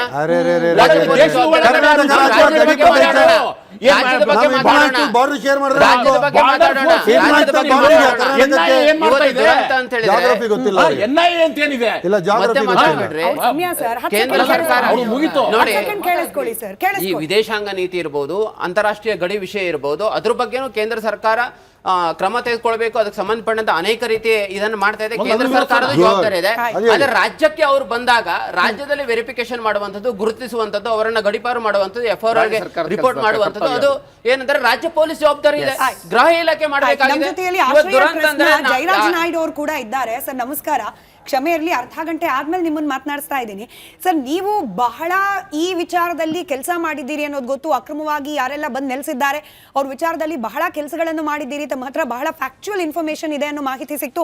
ಹಾಗಾಗಿ ನಿಮ್ಮನ್ನ ಈ ಕಾರ್ಯಕ್ರಮದಲ್ಲಿ ಒಳಗೊಂಡಿದ್ದೀವಿ. ಸರ್ ಹೇಳಿ, ಈ ಅಕ್ರಮವಾಗಿ ಬಂದು ನೆಲೆಸಿರುವವರಿಂದ ಆಗ್ತಿರುವ ಸಮಸ್ಯೆ ಏನು? ಅವರನ್ನ ಹೊರಗೆ ಹಾಕ್ಲಿಕ್ಕೆ ಆಗ್ತಾ ಇರುವ ಕಾನೂನಾತ್ಮಕ ತೊಡಕುಗಳೇನು ನೀವು ಅಬ್ಸರ್ವ್ ಮಾಡಿದ ಹಾಗೆ?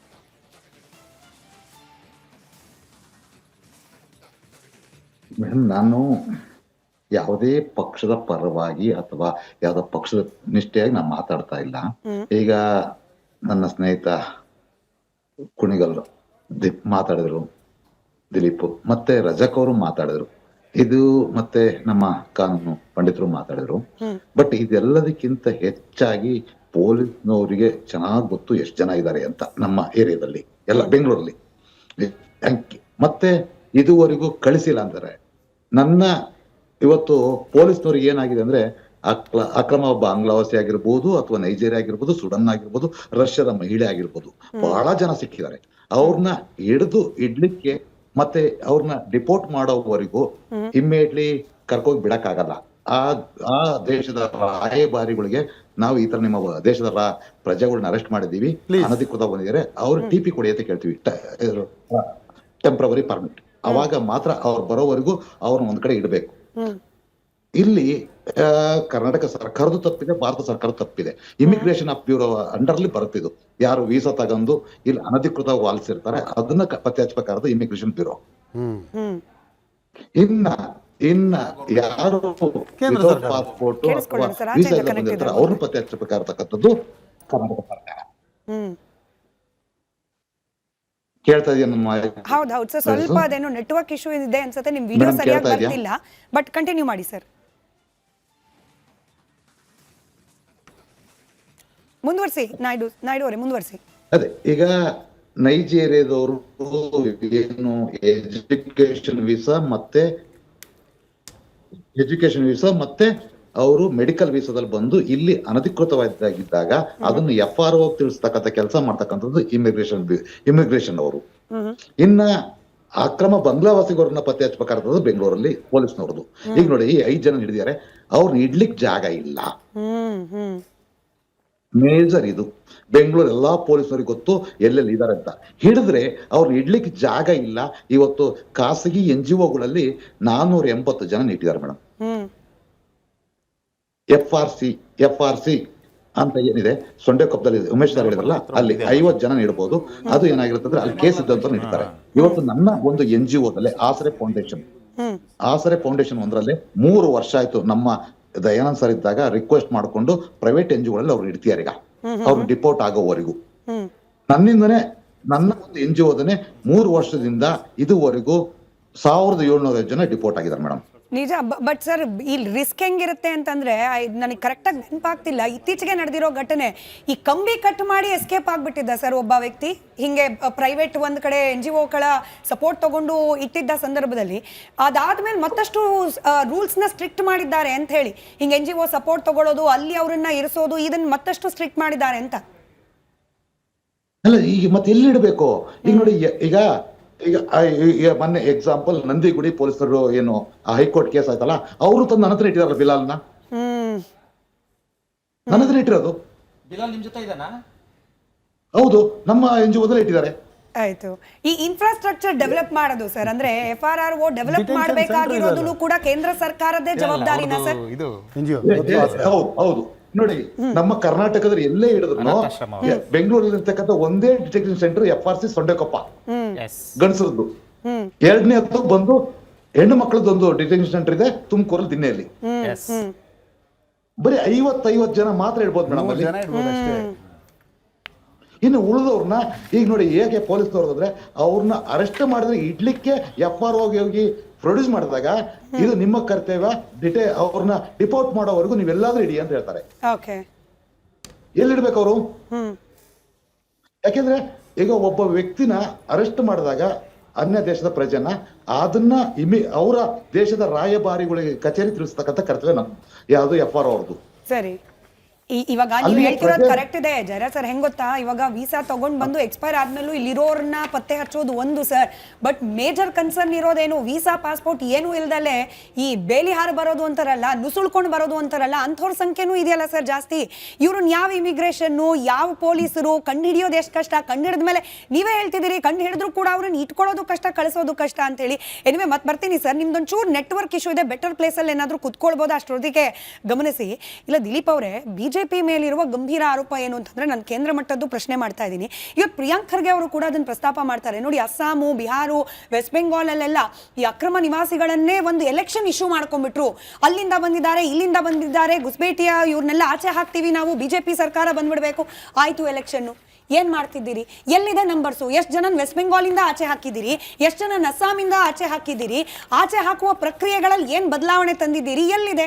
ಹಾಗಾಗಿ ಈ ವಿಚಾರ ಕೇವಲ ಎಲೆಕ್ಷನ್ ಇಶ್ಯೂ BJPಗೆ ಅಷ್ಟೇನೇನೆ. ನೋಡಿ, ಪಶ್ಚಿಮ ಬಂಗಾಳದಲ್ಲಿ ಅಕ್ರಮ ವಲಸಿಗರ ವಿಚಾರವಾಗಿಯೇ ಅತಿ ದೊಡ್ಡ ಚರ್ಚೆ ಆಗುತ್ತೆ, ಆ ಚುನಾವಣೆಯೂ ಸಹ ನಡೆಯುತ್ತೆ, ಅದನ್ನು ನಾನು ಒಪ್ಕೊಳ್ತೀನಿ. ಅಲ್ಲಾದಂಥ SIR ವಿಚಾರ ಆಗಿರ್ಬೋದು, ಮತ್ತೊಂದಾಗಿರ್ಬೋದು. ಅಲ್ಲಿ ಗಡಿ ಏನು ಮುರ್ಷಿದಾಬಾದಿಂದ ನಾರ್ತ್ ಪರಗಣ ಮಧ್ಯದಲ್ಲಿ ತಂತಿ ಬೇಲಿ ಹಾಕಕ್ ಬಿಟ್ಟಿರಲಿಲ್ಲ ಅಂತಕ್ಕಂಥದ್ದು ಚುನಾವಣಾ ವಿಷಯ ಆಗಿತ್ತು. ಯಾವಾಗ ಚುನಾವಣೆ ಆಯ್ತೋ 3 ತಿಂಗಳಲ್ಲಿ ನಾವು ಗಡಿ ಭದ್ರತಾ ಪಡೆಗೆ ನಾವು ಜಾಗವನ್ನ ಸರೆಂಡರ್ ಮಾಡ್ತೀವಿ ಅಂತೇಳಿ ಅಮಿತ್ ಶಾ ಅವರು ಹೇಳಿದ್ರು. ಕೇವಲ ಎಲೆಕ್ಷನ್ ನಡೆದ 1 ತಿಂಗಳಿಗೆ 3000 ಎಕರೆಯಷ್ಟು ಗಡಿ ಭದ್ರತಾ ಪಡೆಗೆ ಸರೆಂಡರ್ ಮಾಡಿದ್ದಾರೆ. ಒಂದು ಮೇಡಮ್. ಸೆಕೆಂಡ್ ಥಿಂಗ್, ಈಗ ಅಲ್ಲಿಗೆ ಬಂದಂಥವ್ರಿಗೆ ಆಲ್ರೆಡಿ ಪಶ್ಚಿಮ ಬಂಗಾಳದಲ್ಲಿ ಮತ್ತೆ ಅಸ್ಸಾಂನಲ್ಲಿ ಇರ್ತಕ್ಕಂಥವ್ರು ಅವ್ರೇನ್ ಮಾಡಿದ್ರು, ಸೇಫೆಸ್ಟ್ ಝೋನ್ ಯಾವ್ದು ಅವ್ರಿಗೆ? ಕಾಂಗ್ರೆಸ್ ಆಡಳಿತ ಇರ್ತಕ್ಕಂಥ ರಾಜ್ಯಗಳು, ಅಲ್ಲಿ ಹೋಗ್ತಕ್ಕಂಥ ಕೆಲಸವನ್ನ ಮಾಡಿದ್ರು. ನಾನು ನಿಮ್ಗೆ ಅವಾಗ ಹೇಳಿದೆ, ಮತ್ತೆ ರಿಪೀಟ್ ಮಾಡೋದು ಬೇಡ. ಇವತ್ತು ಪಶ್ಚಿಮ ಬಂಗಾಳದಲ್ಲಿ BJP ಸರ್ಕಾರ ಆಡಳಿತಕ್ಕೆ ಬಂದ ಮೇಲೆ ಅಂದ ಡೇಟಾ ಮೇಡಮ್, ನಾನು ಡೇಟಾ ಪ್ರಕಾರ ಹೇಳ್ಬಿಡ್ತೀನಿ. 23 ಜೂನ್ 2026 10,000 ಜನರನ್ನ ಬಾಂಗ್ಲಾದೇಶಕ್ಕೆ ಗಡಿಪಾರು ಮಾಡ್ತಕ್ಕಂಥ ಕೆಲಸವನ್ನ ಮಾಡಿದ್ದೀವಿ. 8 ಜೂನ್ 2026 4,800 ಜನರನ್ನ ಗಡಿಪಾರು ಮಾಡ್ತಕ್ಕಂಥ ಕೆಲಸವನ್ನ ಮಾಡಿದ್ದೀವಿ. 19 ಮೇ 2026 1,930 ಜನ ಗಡಿಪಾರಾಗಿದ್ದಾರೆ. ಸೊ ಅಧಿಕಾರಕ್ಕೆ ಬಂದ ಮೇಲೆ ನಮ್ಮ ಮೊದಲ ಕರ್ತವ್ಯ ಇದ್ದಿದ್ದಂಥದ್ದು ಇಲ್ಲಿರ್ತಕ್ಕಂಥ ಅಕ್ರಮ ವಲಸಿಗರನ್ನ ಆಚೆ ಹಾಕ್ಬೇಕು ಅಂತಕ್ಕಂಥದ್ದು, ಅದನ್ನ ಫೈಂಡ್ ಔಟ್ ಮಾಡ್ತಾ ಇದೀವಿ, ಆಚೆ ಹಾಕ್ತಾ ಇದೀವಿ. ಇನ್ನು ಅಸ್ಸಾಂ ವಿಚಾರಕ್ಕೆ ಬಂದಾಗ್ಲೂ ಸಹ ತುಂಬಾ ಜನ ಅಸ್ಸಾಂ ವಿಚಾರಕ್ಕೆ ಬಂದಾಗ್ಲೂ ಸಹ ತುಂಬಾ ಜನನ ಆಚೆ ಹಾಕ್ತಕ್ಕಂಥ ಕೆಲಸವನ್ನ ಮಾಡ್ತಾ ಇದೀವಿ ಮೇಡಮ್. ಅದ್ರೊಳಗಡೆ ಇನ್ನೊಂದು ನಾವು ಮಾಡ್ತಾ ಇರ್ತಕ್ಕಂಥ ಕೆಲಸದಲ್ಲಿ ಮತ್ತೊಂದು ಡೌಟ್ ಇಲ್ಲ. ಮತ್ತೆ ಇನ್ನೊಂದು ಅವಾಗಿಂದ ಚರ್ಚೆ ಆಗ್ತಾ ಇದೆ, ಮಾನ್ಯ ವಕೀಲರು ಸಹ ಹೇಳಿದ್ದಾರೆ, ಯಾರ ಅಂಡರಲ್ಲಿ SOP ಬರುತ್ತೆ, ಯಾರು ಅರೆಸ್ಟ್ ಮಾಡಬೇಕು, ಯಾರು ಬಂಧನಕ್ಕೆ ಒಳಪಡಿಸಬೇಕು, ಮತ್ತೆ ಡಿಟೆನ್ಷನ್ ಸೆಂಟರ್ ಯಾರು ಕಳಿಸಬೇಕು ಅಂತಕ್ಕಂಥ ಕರ್ತವ್ಯ ರಾಜ್ಯ ಸರ್ಕಾರದ್ದು, ಕೇಂದ್ರ ಸರ್ಕಾರದಲ್ಲ. ಅಮಿತ್ ಶಾ ಅವರು 4 ಜನ ಮಿಲಿಟರಿ ಹಿಡ್ಕೊಂಡು ಬಂದೂಕ್ ಹಿಡ್ಕೊಂಡು ಇಲ್ಲಿ ಇರ್ತಕ್ಕಂಥವ್ರು ಅರೆಸ್ಟ್ ಮಾಡಕ್ಕಾಗಲ್ಲ. ರಾಜ್ಯ ಸರ್ಕಾರದಲ್ಲಿ ಇರ್ತಕ್ಕಂಥ ಪೊಲೀಸ್ನವ್ರು ಅರೆಸ್ಟ್ ಮಾಡಬೇಕು. ಪಾಪ ನಮ್ಮ ಅಬ್ದುಲ್ ರಜಾಕ್ ಅವ್ರಿಗೆ ಈ ವಿಚಾರದ ನಗು ಬರುತ್ತೆ. ಯಾಕೆ ಅಂತಂದ್ರೆ ಮೇಡಮ್, ಒಂದ್ ನಿಮಿಷ ಕೇಳಿಸ್ಕೊಡ್ರಿ. ನಮ್ಮ ದುರಾದೃಷ್ಟವಶಾತ್ ನಮ್ಮ ರಾಜ್ಯದಲ್ಲಿ ನಾವು ಇವತ್ತು ಕುತ್ಕೊಂಡು ಡಿಸ್ಕಷನ್ ಮಾಡ್ತಾ ಇದೀವಿ, ನಾವೆಲ್ಲರೂ ವೆಲ್ ಮೆಚೂರ್ಡ್ ಫೆಲೋಸ್ ಇದ್ದೀವಿ. ಆದ್ರೆ ಇಲ್ಲಿರ್ತಕ್ಕಂಥ ನಾವು ಬಾಂಗ್ಲಾದೇಶ ಅಂತ ಹೇಳ್ತಾರೆ, ಅಕ್ರಮ ಬಾಂಗ್ಲಾದೇಶನೇ ಆಗಿರ್ಬೋದು, ಆಫ್ರಿಕಾನೇ ಆಗಿರ್ಬೋದು, ನೈಜೀರಿಯಾನೇ ಆಗಿರ್ಬೋದು, ಪಾಕಿಸ್ತಾನದನೇ ಆಗಿರ್ಬೋದು, ಅಮೆರಿಕದನೇ ಆಗಿರ್ಬೋದು, ಆಚೆ ಕಳಿಸ್ಬೇಕು ಅಂತ ಮಾತಾಡ್ತಾ ಇದೀವಿ. ನಮ್ಮ ದುರಾದೃಷ್ಟವಶಾತ್ ಇಲ್ಲಿರ್ತಕ್ಕ ಮಾತಾಡ್ತಕ್ಕಂಥ ನಮ್ಮ ಕನ್ನಡಿಗರೇ ಅವ್ರ ಪರ ಮಾತಾಡ್ತಕ್ಕಂಥ ವಾದಗಳನ್ನ ಅವ್ರ ಪರ ಮಂಡಿಸ್ತಕ್ಕಂಥ ನಮ್ಮ ದುರಾದೃಷ್ಟವಶಾತ್ ಇವಾಗ ನಮ್ಮ ಇಷ್ಟೊಂದು ದುರಾದೃಷ್ಟ. document ತಂದು ನೀವೇ ಹೋಗಿ. ನಿಮ್ಮ ಹೆಸರು ಹೇಳ್ತಾ ಇಲ್ಲ ರೀ. ಇದ್ರಲ್ಲಿ ನಿಮ್ಮ ಹೆಸರು ಹೇಳ್ತಾ ಇಲ್ಲ ರೀ. ಬಿಟ್ಟು ಕುಂಬಳಕಾಯಿ ಬೇರೆ ಯಾರಿಗೂ ಬೇರೆ ಮಾತಾಡ್ಬೇಡಿ. ಯಾರು ನಿಮ್ಮ ಹೆಸರು ಇದಿದೆಯಾ? ಹೇಳ್ತಾ ಇಲ್ಲ. ನಾನು ಅಬ್ದುಲ್ ಇದು ರಜಾಕ್ ಅಂತ ರಾಜಕಾರಣ ಹೇಳಿಲ್ಲ. ಅಲ್ವಾ? ಅಬ್ದುಲ್ ರಜಾಕ್ ಅಂತ ರಾಜಕಾರಣದ ಹೇಳಿಲ್ಲ. ಬಗ್ಗೆ ಇವ್ರು ಮಾತಾಡಲ್ವಾ? ಅಬ್ದುಲ್ ರಜಾಕ್ ಬಾಂಗ್ಲಾದೇಶದ ಪರ ಇದ್ದಾರೆ ಅಂತ ಹೇಳಿಲ್ಲ. ರಾಜಕಾರಣ ಮಾಡ್ತಿಲ್ವಾ? ವ್ಯಾಲಿಡ್ ಇದೆ. ಅವ್ರ ಪ್ರಶ್ನೆ valid ಇದೆ ಸರ್. ಅವ್ರು ಕೇಳ್ತೀರಾ ದಿಲೀಪ್ ಅವರೇ, ಕೇವಲ ಬಾಂಗ್ಲಾದೇಶಿಗರ ಪಟ್ಟಿ ಕೊಟ್ಟಿದ್ದೀರಿ, ಬೇರೆಯವ್ರಿಗೆ ಎಲ್ಲ ಆಚೆ ಕಳಿಸಿದ್ದೀರಿ ಅನ್ನೋ. ಭೂಟಾನ್ ಪಟ್ಟಿ ಎಲ್ಲಿದೆ? ಆಯ್ತು, ನಿಮ್ಮ ಪ್ರಶ್ನೆ convey ಮಾಡ್ಕೊಳ್ಳಿ, ಕೇಳಿಸ್ಕೊಳ್ಳಿ. ಪ್ರಶ್ನೆ ಕೇಳಿದ್ಮೇಲೆ ಉತ್ತರ ಕೇಳಿಸ್ಕೊಳ್ತಕ್ಕಂಥ ಧೈರ್ಯವನ್ನ ಮಾಡಿ. ಇಲ್ಲಿರ್ತಕ್ಕಂಥ ಪ್ರತಿಯೊಬ್ಬರನ್ನು ಸಹ ನಾವು ಕಂಡಿಡ್ತಕ್ಕಂಥ ಕೆಲಸವನ್ನ ನಮ್ಮ ಕೇಂದ್ರ ಸರ್ಕಾರ ಮಾಡ್ತಾ ಇದೆ, ಮತ್ತೆ ರಾಜ್ಯ ಸರ್ಕಾರ. ಇವತ್ತು ನೇಪಾಳದವನಾಗಿರ್ಲಿ, ಇಲ್ಲ ಅಂದ್ರೆ ಬಾಂಗ್ಲಾದೇಶದವನಾಗಿರ್ಲಿ, ಮಯಮ್ನಾರನಾಗಿರ್ಲಿ, ಅಮೆರಿಕದೊಂದಾಗಿರ್ಲಿ, ಒತ್ತು ಒಳಿಕಾಕ್ಲಿ. ಯಾಕೆ ಏನ್ ಮಾಡ್ತಾ ಇದ್ದಾರೆ ಇವರು? ಯಾಕೆ ಅರೆಸ್ಟ್ ಮಾಡಕ್ ಆಗ್ತಾ ಇಲ್ಲ? ಯಾಕೆ ಧೈರ್ಯವನ್ನು ತೋರಿಸ್ತಾ ಇಲ್ಲ? ನಮ್ಮ ದುರಾದೃಷ್ಟವಶಾತ್ ಏನಂತಂದ್ರೆ ಮೇಡಮ್, ಮೊನ್ನೆ BBMP ಕಚೇರಿನಲ್ಲಿ ಕೆಲಸ ಮಾಡ್ತಿದ್ದಾರೆ ಅಕ್ರಮ ವಲಸಿಗರು. ಇದು ನೀವು ನಿಮ್ಮ ಮೀಡಿಯಾದಲ್ಲಿ ತೋರಿಸಿದಿರಿ. ಹಂಗಾರೆ ರಾಜ್ಯ ಸರ್ಕಾರ ಬರಲ್ಲ BBMP? ಇದಕ್ಕೆ ಏನು ಉತ್ತರ ಕೊಡ್ತಾರೆ ನಮ್ಮ ಸರ್ಕಾರ? ವೀಕ್ಷಕರು ಅವಿನಾಶ್ ಅಂತ ಹೇಳಿ ನಮ್ಮ ಜೊತೆ ದೂರವಾಣಿ ಸಂಪರ್ಕದಲ್ಲಿದ್ದಾರೆ. ಅವಿನಾಶ್ ಅವರೇ ನಮಸ್ಕಾರ. ನಮಸ್ತೆ ಮೇಡಮ್. ಹೇಳಿ ಸರ್, ಏನ್ ಹೇಳ್ತೀರಿ? ಅಕ್ರಮವಾಗಿ ಬಂದು ನೆಲೆಸಿರುವವರನ್ನ ಆಚೆ ಹಾಕೋ ಪ್ರಯತ್ನ ರಾಜ್ಯದ, ಕೇಂದ್ರ ಸರ್ಕಾರದ ಅಥವಾ ಇಬ್ರು ಸೇರ್ ಮಾಡ್ಬೇಕಾಗಿರೋದು? ಮೇಡಮ್, ರಾಜ್ಯ ಸರ್ಕಾರ ಕೇಂದ್ರ ಸರ್ಕಾರಕ್ಕಿಂತ ಮೊನ್ನೆ ಒಂದು ಇನ್ಸಿಡೆಂಟ್ ನಡೀತಲ್ವಾ, ಬಾಂಗ್ಲಾದೇಶದಿಂದ ಅಕ್ರಮವಾಗಿ ಬಂದಿರೋರು ನಮ್ಮ ಲೋಕಲ್ ಅವ್ರ ಮೇಲೆ ಕಂಪ್ಲೇಂಟ್ ಕೊಟ್ಟವ್ರೆ ಅಂದ್ರೆ ಇವ್ರು ತಗೊಂಡಿದ್ದಾರೆ ಅಂದ್ರೆ ಇನ್ನೆಷ್ಟು ಮೂರ್ಖರು ಇರ್ಬೇಕು ನಮ್ಮ ಪೊಲೀಸ್ ಅವರು ಅಲ್ವಾ? First point. ಇವ್ರಿಗೆ ಸಪೋರ್ಟ್ ಫಸ್ಟ್ ಆಫ್ ಆಲ್ ಬಂದು ನಮ್ಗೆ ಇವ್ರೇನಾದ್ರು ಲೋಕಲ್ ಆಗಿರೋ ಅಧಿಕಾರಿಗಳೇ ಮೈನು. ಅದ್ರಲ್ಲಿ ಇವರು ಪೊಲೀಸವ್ರ ಮೇಲೆ ಪೊಲೀಸವ್ರು ಕಂಪ್ಲೇಂಟ್ ಕೊಟ್ರಲ್ವಾ, ಅಡ್ರೆಸ್ ಯಾವ್ದು ಕೊಟ್ಟಿದ್ದಾರೆ? ಬಾಂಗ್ಲಾದೇಶ ಕೊಟ್ಟವ್ರೆ. ಅದು ಕೋರ್ಟ್ ಅಲ್ಲಿ ಇವ್ರಿಗೆ ಮಕ್ ಹೋಗಿದ್ರು ಜಡ್ಜ್. ಆ ಪೊಲೀಸ್ ಕಂಪ್ಲೇಂಟ್ ತಗೊಂಡಿದ್ನಲ್ಲ ಅವರು ಪೊಲೀಸ್ ಇನ್ಸ್ಪೆಕ್ಟರ್ ಅವ್ರನ್ನ ಯಾರನ್ನ ಸಸ್ಪೆಂಡ್ ಮಾಡವ್ರ? ಯಾಕೆ ಮಾಡಿಲ್ಲ? ಅವಿನಾಶ್ ಅವರೇ, ಹೆಂಗಾಯ್ತು ಗೊತ್ತಾ, ಇವಾಗ ಕ್ವೆಶ್ಚನ್ ಪೇಪರ್ ಲೀಕ್ ಆದಂಗೆ ನಾನು ರಜಾಕ್ ಅವ್ರಿಗೆ ಕೇಳಲಿಕ್ಕೆ ಅಂತಿದ್ದೆ. ಆ ವಿಡಿಯೋ ಕೂಡ ಬಹಳ ವೈರಲ್ ಆಯ್ತು ಕೋರ್ಟ್ನಲ್ಲಿ. ಬಹುಶಃ ನಾಗಪ್ರಸನ್ನ ಸರ್ ಅನ್ಸುತ್ತೆ ಜಡ್ಜ್, ಅದು ವಿಡಿಯೋ ಕೂಡ ಬಹಳ ವೈರಲ್ ಆಯ್ತು. ಬಾಂಗ್ಲಾದೇಶದವರು ಅಲ್ಲಿನ ಅಡ್ರೆಸ್ ಕೊಟ್ಟು ಕೇಸ್ ರಿಜಿಸ್ಟರ್ ಮಾಡಿದ್ರೆ ಹೆಂಗ್ ಮಾಡ್ತೀರಿ ಅಂತ ಹೇಳಿನ್ವೆ. ಥ್ಯಾಂಕ್ ಯು ಸರ್ ಕರೆ ಮಾಡಿದೆ. ಇದಕ್ಕೆ ರಜಾಕ್ ಅವರು ಉತ್ತರ ಕೊಡ್ಲಿ. ಮಲ್ಲಿಗಪ್ಪ ಅಂತ ಹೇಳಿ ಇನ್ನೊಬ್ರು ದೂರವಾಣಿ ಸಂಪರ್ಕದಲ್ಲಿದ್ದಾರೆ. ಸರ್ ನಮಸ್ಕಾರ. ನಮಸ್ಕಾರ ಮೇಡಮ್. ಹೇಳಿ ಸರ್. ನೋಡಿ ಮೇಡಮ್, ಬೇಜಾರು ಮಾಡ್ಕೋಬೇಡಿ. ಈಗ ನಮ್ಮ ಕಣ್ಣು ಮುಂದ್ಗಡೆ ಯಾವ ಇನ್ಸಿಡೆಂಟ್ಸ್ ನಡೀತಾ ಇದೆ ನಮ್ಮ ಕರ್ನಾಟಕದಲ್ಲಾಗ್ಲಿ ನಮ್ಮ ಭಾರತ ದೇಶದಲ್ಲಾಗ್ಲಿ, ಎಲ್ಲಾರು ಕಣ್ ಕಾಣಲ್ಲ ಕಿವಿ ಕೇಳಲ್ಲ ಅಂತ ಕೂತಿದ್ದಾರೆ. ಈಗ ರಾಜ್ಯದ ತಗೊಳ್ಳೋಣ ಮೇಡಮ್. ರಾಜ್ಯದಲ್ಲಿ ಯಾರ್ಯಾರು ಎಲ್ಲೆಲ್ಲಿ ಏನೇನಿದ್ದಾರೆ ಅಂತ ರಾಜ್ಯದ ಈ ಗೃಹ ಇಲಾಖೆಗೂ ಗೊತ್ತಿದೆ. ಈಗ ನಮ್ಮವ್ರ ಮೇಲೆ ದೌರ್ಜನ್ಯ ನಡೀತಾ ಇದೆ ಅಂದ್ಮೇಲೆ ಕೇಂದ್ರದಿಂದ ಬಂದು ಅವ್ರನ್ನ ಅರೆಸ್ಟ್ ಮಾಡ್ಲಿ ಅಂತ ಕೂತ್ಕೊಳ್ಳೋಕ್ಕಾಗತ್ತಾ ಮೇಡಮ್? ಇವ್ರು ಮಾಡೋ ಕೆಲಸ ಇವ್ರು ಮಾಡ್ಲಿ, ಆಮೇಲೆ ರಿಪೋರ್ಟ್ ಮಾಡ್ಲಿ. ರೈಟ್ ಸರ್, ಧನ್ಯವಾದ ನಿಮ್ಮ ಅಭಿಪ್ರಾಯ ತಿಳಿಸೋದಕ್ಕೆ. ರಜಾಕ್ ಅವರು, ಏನಾಗ್ಬಿಡುತ್ತೆ, ಆಡಳಿತಾರೂಢ ಪಕ್ಷ ಯಾವ್ದಿರುತ್ತೆ ಅವರ ಆಲೋಚನೆಗಳು ಹಾಗೆ ರಾಜಕೀಯ ಲಾಭ ನಷ್ಟದ ಲೆಕ್ಕಾಚಾರಗಳು ಯಾವ ರೀತಿ ಇರುತ್ತೆ ಆ ರೀತಿ ರೂಲ್ಸ್ಗಳು ಬದಲಾಗ್ಬಿಡುತ್ತಾ ಅಂತ ಹೇಳಿ. ಈಗ ನಮ್ಮ ವೀಕ್ಷಕರು ಒಂದು ಉದಾಹರಣೆ ಕೊಟ್ಟರು, ಕಂಪ್ಲೇಂಟ್ ಕೊಟ್ಟರು ಕೂಡ ತಗೊಳ್ಳಿ ಅಂತ ಹೇಳಿ ಪೊಲೀಸರಿದ್ದಾರೆ ಅಂತಂದ್ರೆ ಮೇಲ್ಗಡೆಯಿಂದ ಅವ್ರಿಗೆ ಏನೇನು ಇನ್ಸ್ಟ್ರಕ್ಷನ್ ಬಂದಿರುತ್ತೆ ಅಂತ ಹೇಳಿ ನಮ್ಗೇನು ಅರ್ಥ ಮಾಡ್ಕೊಳ್ಳಿ ಕಷ್ಟ ಅಲ್ಲ. ಇದ್ರ ಜೊತೆಗೆ ನೋಡಿ, SIR ಆಗ್ತಾ ಇದೆ, ಅಕ್ರಮವಾಗಿರ್ತಕ್ಕಂಥ ವೋಟರ್ಸ್ ಅನ್ನ ಡಿಲೀಟ್ ಮಾಡಬೇಕು ಅಂತಿರುವಾಗ ರಾಮನಗರದಲ್ಲಿ ಒಂದು ಇನ್ಸಿಡೆಂಟ್ ಆಗ್ಬಿಡುತ್ತೆ. ಎಲ್ಲಾರನ್ನೂ ಸೇರಿಸ್ಕೊಂಡು ಒಟ್ಟೊಟ್ಟಿಗೆ ಎನ್ರೋಲ್ಮೆಂಟ್ ಮಾಡ್ಲಾಗ್ತಿದೆ ಅಂತ ಹೇಳಿ JDS ಪಕ್ಷ BJP ಪಕ್ಷ ಹೇಳಿದ್ದೇನು, ಅಕ್ರಮ ಬಾಂಗ್ಲಾದೇಶಿಗರು ವೆಸ್ಟ್ ಬೆಂಗಾಲ್ ಇಂದ ಬಂದ್ಬಿಟ್ರು, ನಮ್ಮ ರಾಜ್ಯಕ್ಕೆ ಬಂದ್ರು, ಅವ್ರಿಗೆಲ್ಲ ಲೀಗಲೈಸ್ ಮಾಡ್ತಾ ಇದ್ದಾರೆ. ಕೇವಲ ಅಲ್ಲಿ ಸಾಮೂಹಿಕವಾಗಿ SIR ಮಾಡಿಸ್ತಿರೋದು ಮಾತ್ರ ಅಲ್ಲ, ಇವ್ರನ್ನ ಉಳಿಸ್ಕೊಳ್ಳೋಕೆ PRC ಕೂಡ ರಾಜ್ಯ ಸರ್ಕಾರ ಕೊಡ್ಲಿಕ್ಕೆ ಮುಂದಾಗ್ತಾ ಇದೆ. ಅಲ್ಲಿಗೆ ಈ ಸಮುದಾಯದ ಓಟು ನಮಗ್ ಬರುತ್ತೆ ಅನ್ನೋ ಕಾರಣಕ್ಕೆ ಅಕ್ರಮವನ್ನ ಸಕ್ರಮ ಮಾಡೋ ಪ್ರಯತ್ನಕ್ಕೆ ರಾಜ್ಯ ಸರ್ಕಾರ ಹೋಗ್ತಿದೆ ಅನ್ನೋದೊಂದು ಅಭಿಪ್ರಾಯ ಅಂತೂ ಇದೆ. ರಜಾಕ್ ಅವರೇ, ನೀವು ಕಾಂಗ್ರೆಸ್ ಪಕ್ಷದ ವಕ್ತಾರರಲ್ಲ, ಸಮುದಾಯಕ್ಕೆ ಸಂಬಂಧಪಟ್ಟವರು. ಬಿಜೆಪಿಯ ವಾಟ್ಸ್ಆಪ್ ಇನ್ಫಾರ್ಮೇಶನ್ ಅನ್ನ ದಯವಿಟ್ಟು ರಾಜ್ಯದ ಜನತೆ ಮುಂದೆ ದಯವಿಟ್ಟು ಬಿಡಬೇಡಿ. ವಾಟ್ಸ್ಆಪ್ ಇನ್ಫಾರ್ಮೇಶನ್ ರಾಮನಗರದಲ್ಲಿ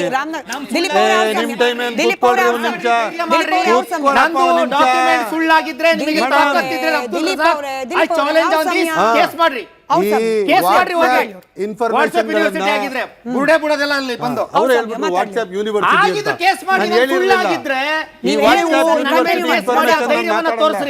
ನಾನು ಫ್ಯಾಕ್ಟ್ಸ್ ಮಾತಾಡ್ತೀನಿ.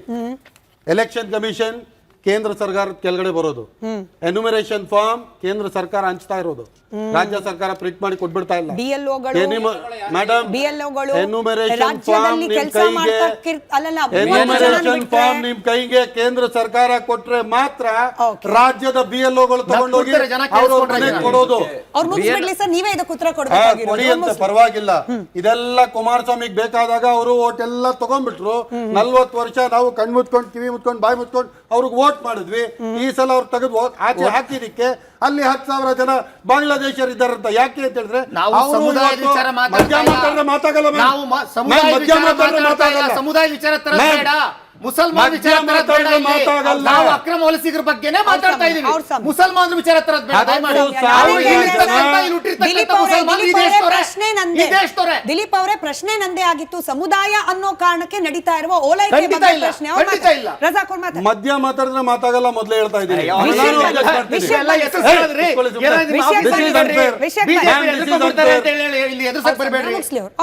ಇವಾಗ ಕುಮಾರಣ್ಣನು ಕೂಡ ವಾಟ್ಸ್ಆಪ್ ಯೂನಿವರ್ಸಿಟಿಯ ಸ್ಟೂಡೆಂಟ್ ಆಗಿದ್ದಾರೆ. ಅವರು ವಾಟ್ಸ್ಆಪ್ ಯೂನಿವರ್ಸಿಟಿಯಲ್ಲಿ ಏನೇನ್ ಬರುತ್ತೋ 10,000 ಜನ ರಾಮನಗರದಲ್ಲಿ ಅಕ್ರಮ ವಲಸಿಗರಿದ್ದಾರೆ ಅಂತ ಅವರು ಹೇಳ್ಬಿಟ್ರು. ಅಕಸ್ಮಾತ್ ಹಂಗಿದ್ರೆ ಕೇಂದ್ರ ಸಚಿವರಲ್ವಾ ಇವಾಗ, ಅವರೇ ಇದು ಇನ್ಕ್ವೈರಿ ಮಾಡಿಸ್ಲಿ. ಮೇಡಮ್, ನಮ್ಮ ದೇಶದ 2026-2027 ಬಜೆಟ್ 8 ಲಕ್ಷ ಕೋಟಿ ಡಿಫೆನ್ಸ್ ಬಜೆಟ್ ಎಲ್ಲಿಗೋಗ್ತಾ ಇದೆ? ಗಡಿ ಪ್ರದೇಶ ಕಾಪಾಡೋ ಕೆಲಸ ಯಾರ್ದು, ಕರ್ತವ್ಯ ಯಾರ್ದು, ಅದನ್ನ ಮಾಡಬೇಕು. ಕನ್ನಡ ಪರ ಸಂಘಟನೆಗಳ ಧ್ವನಿಯನ್ನ ನಿಮ್ಮ ಮುಂದೆ ಇವತ್ತು ನಾನು ಇಡ್ತಾ ಇದ್ದೀನಿ. ಕರ್ನಾಟಕ ರಾಜ್ಯದ ಕನ್ನಡಿಗರಿಗೆ ಇವತ್ತು ಕೆಲಸ ಇಲ್ಲ. ಆ ಸಂದರ್ಭದಲ್ಲಿ ರ್ಯಾಪಿಡೋ, ಪೋರ್ಟರ್, ಸ್ವಿಗ್ಗಿ, ಝೊಮ್ಯಾಟೊ ಇವರೆಲ್ಲ ಯಾವ ಮೂಲದವರು? ನಾಗಾಲ್ಯಾಂಡ್, ತ್ರಿಪುರ, ಮಣಿಪುರ್ ಬರ್ಲಿ, ಇದು ನಮ್ಮ ದೇಶದವರು. ಆದ್ರೆ ಅಲ್ಲಿಗೆ ಬರ್ತಿರೋರು ಯಾರು? ಬೇರೆ ದೇಶದಿಂದ ಬರ್ತಿಲ್ವಾ? ಭೂಟಾನಿಂದ ಬಂದಿಲ್ವಾ? ಮಯನ್ಮಾರ್ ಇಂದ ಬಂದಿಲ್ವಾ? ಇಲ್ಲಿ ಕೇವಲ ನಿಮ್ಮ ರಾಜಕಾರಣಕ್ಕೆ ಯಾವ ತರ ಅನುಕೂಲ ಆಗುತ್ತೆ ಅದನ್ನ ಎತ್ಬಿಟ್ಟು ಶಬ್ದನೇ ಬರುದಿಲ್ಲ ಬಾಯಲ್ಲಿ.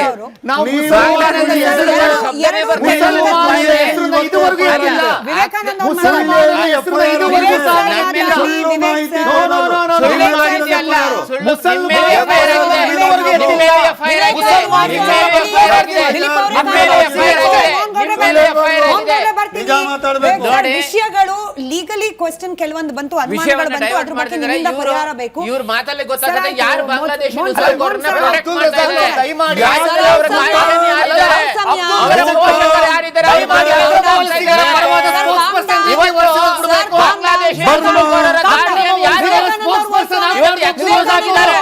ವಿವೇಕಾನಂದ ಅವ್ರ voice on air sir. Burma, Myanmar,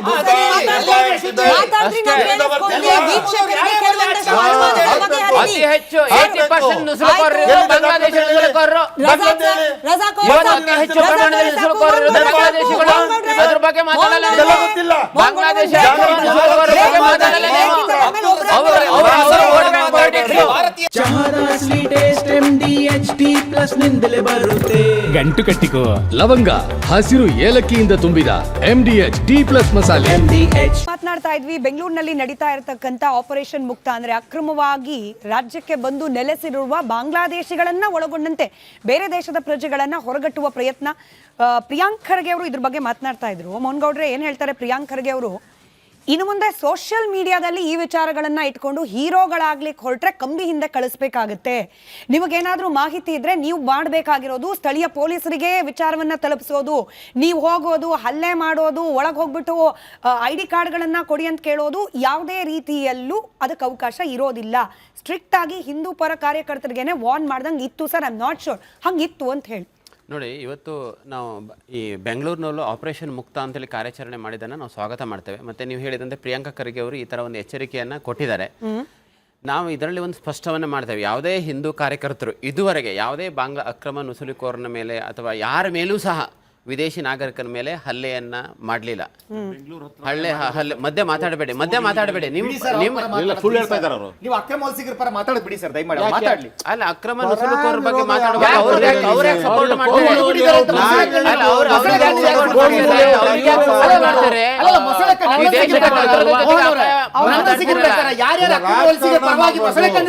ದೇಶದ್ರೋಹಿಗಳು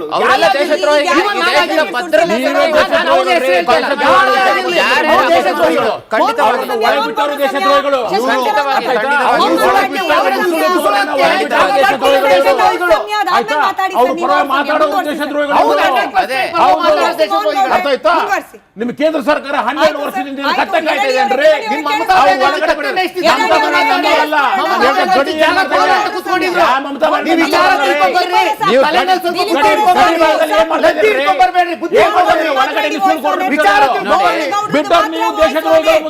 Edalli sir ಕೇಳಿಸ್ಕೊಳ್ತೀನಿ, ಆದ್ರೆ ಬೇರೆಯವ್ರು ಹೇಳೋದನ್ನು ನೀವು ಕೇಳಿಸ್ಕೊಳ್ಳಿ, ಅವ್ರ ಸಮಯ ಅವ್ರು ಮುಗಿಸ್ಲಿ. ಫಾರ್ 30 ಸೆಕೆಂಡ್ ಲಿಸನ್ ಟು ನನಗೆ ಅರ್ಥ ಆಗ್ತಾ ಇಲ್ಲ. ನಾವು ಅಕ್ರಮ ನುಸುಳುಕೋರರ ಬಗ್ಗೆ ಗಡೀಪಾರು ಮಾಡ್ಬೇಕಂತ ಹೇಳಿದ್ರೆ ಎಡೆಯೊಳರು ಯಾಕೆ ಸಿಟ್ಟು ಬರ್ತದೆ ಅಂತ ನಂಗೆ ಅರ್ಥ ಆಗ್ತಾ ಇಲ್ಲ.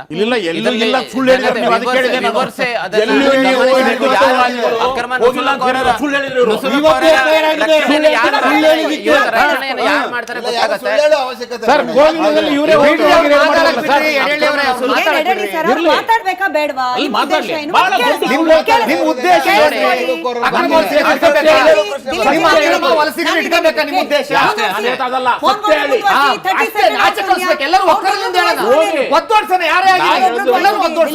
Kindly cooperate. ನೋಡಿ, ಹಿಂದೂ ಕಾರ್ಯಕರ್ತರು ಪ್ರಿಯಾಂಕಾ ಖರ್ಗೆ ಅವರಿಗೆ ಹೇಳೋದು ಇಷ್ಟೇ ಇದೆ, ಹಿಂದೂ ಕಾರ್ಯಕರ್ತರು ಕಾನೂನು ಚೌಕಟ್ಟಿನಲ್ಲಿ ಪೊಲೀಸರಿಗೆ ಮಾಹಿತಿ ಕೊಡುವಂತ ಏನು ಈ ತರ ಏನು ಸಂಶಯಾಸ್ಪದ ವ್ಯಕ್ತಿಗಳ ಗಮನಕ್ಕೆ ಬರ್ತಾರೆ, ಅವ್ರ ಗಮನಕ್ಕೆ ಬಂದ್ರೆ ಆಧಾರ್ ಕಾರ್ಡ್ ಬಾಂಗ್ಲಾದೇಶದ ಅವ್ರ ಆಧಾರ್ ಕಾರ್ಡ್ ಇದೆ, ಅದನ್ನು ಪೊಲೀಸರಿಗೆ ಮಾಹಿತಿ ಕೊಟ್ಟಿದ್ದಾರೆ. ಪೊಲೀಸರು ಮಾಡಬೇಕಿತ್ತು, ಪೊಲೀಸರಿಗೆ ಮೆಮೊರಾಂಡಮ್ ಕೊಟ್ಟಿದ್ದಾರೆ, ಈ ತರ ನುಸುಳುಕೋರಿದ್ದಾರೆ ನೀವು ಐಡೆಂಟಿಫೈ ಮಾಡಿ ಅಂತೇಳಿ 1 ತಿಂಗಳ 2 ತಿಂಗಳ ವೇಟ್ ಮಾಡಿದ್ದಾರೆ, ಪೊಲೀಸರು ಯಾವುದೂ ಕೃತಿ ಮಾಡಲಿಲ್ಲ. ಆ ಥರ ಸಮಸ್ಯೆಗಳು ಹೆಚ್ಚಾದಾಗ ವೈಟ್ ಫೀಲ್ಡ್ ಭಾಗದಲ್ಲಿ, ಎಲೆಕ್ಟ್ರಾನಿಕ್ ಸಿಟಿ ಭಾಗದಲ್ಲಿ ಈ ಕೆಲಸವನ್ನ ಹಿಂದೂ ಕಾರ್ಯಕರ್ತರು ಮಾಡಿದ್ದಾರೆ, ಅದನ್ನ ಕಾನೂನು ಚೌಕಟ್ಟಿನಲ್ಲಿ ಅದನ್ನು ಮಾಡಿದ್ದಾರೆ.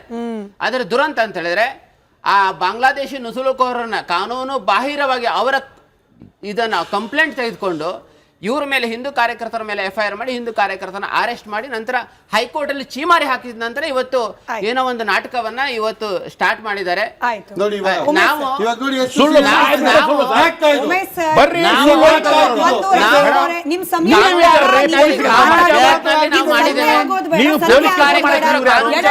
ಕಾರ್ಯವನ್ನು ಮಾಡಿದ್ದಾರೆ, ಕಾನೂನನ್ನ ಕೈಗೆತ್ತಿಕೊಂಡು ಯಾವುದೇ ಕೆಲಸವನ್ನ ಮಾಡಲಿಲ್ಲ, ಅದನ್ನೇ ಮುಂದುವರಿಸ್ತೇವೆ. ಕಾಂಗ್ರೆಸ್ ವಕ್ತಾರರು ಅಂತ ಹೇಳಿ ತಪ್ಪಾಗಿ ಹಾಕಲಾಗಿತ್ತು. ಕಾಂಗ್ರೆಸ್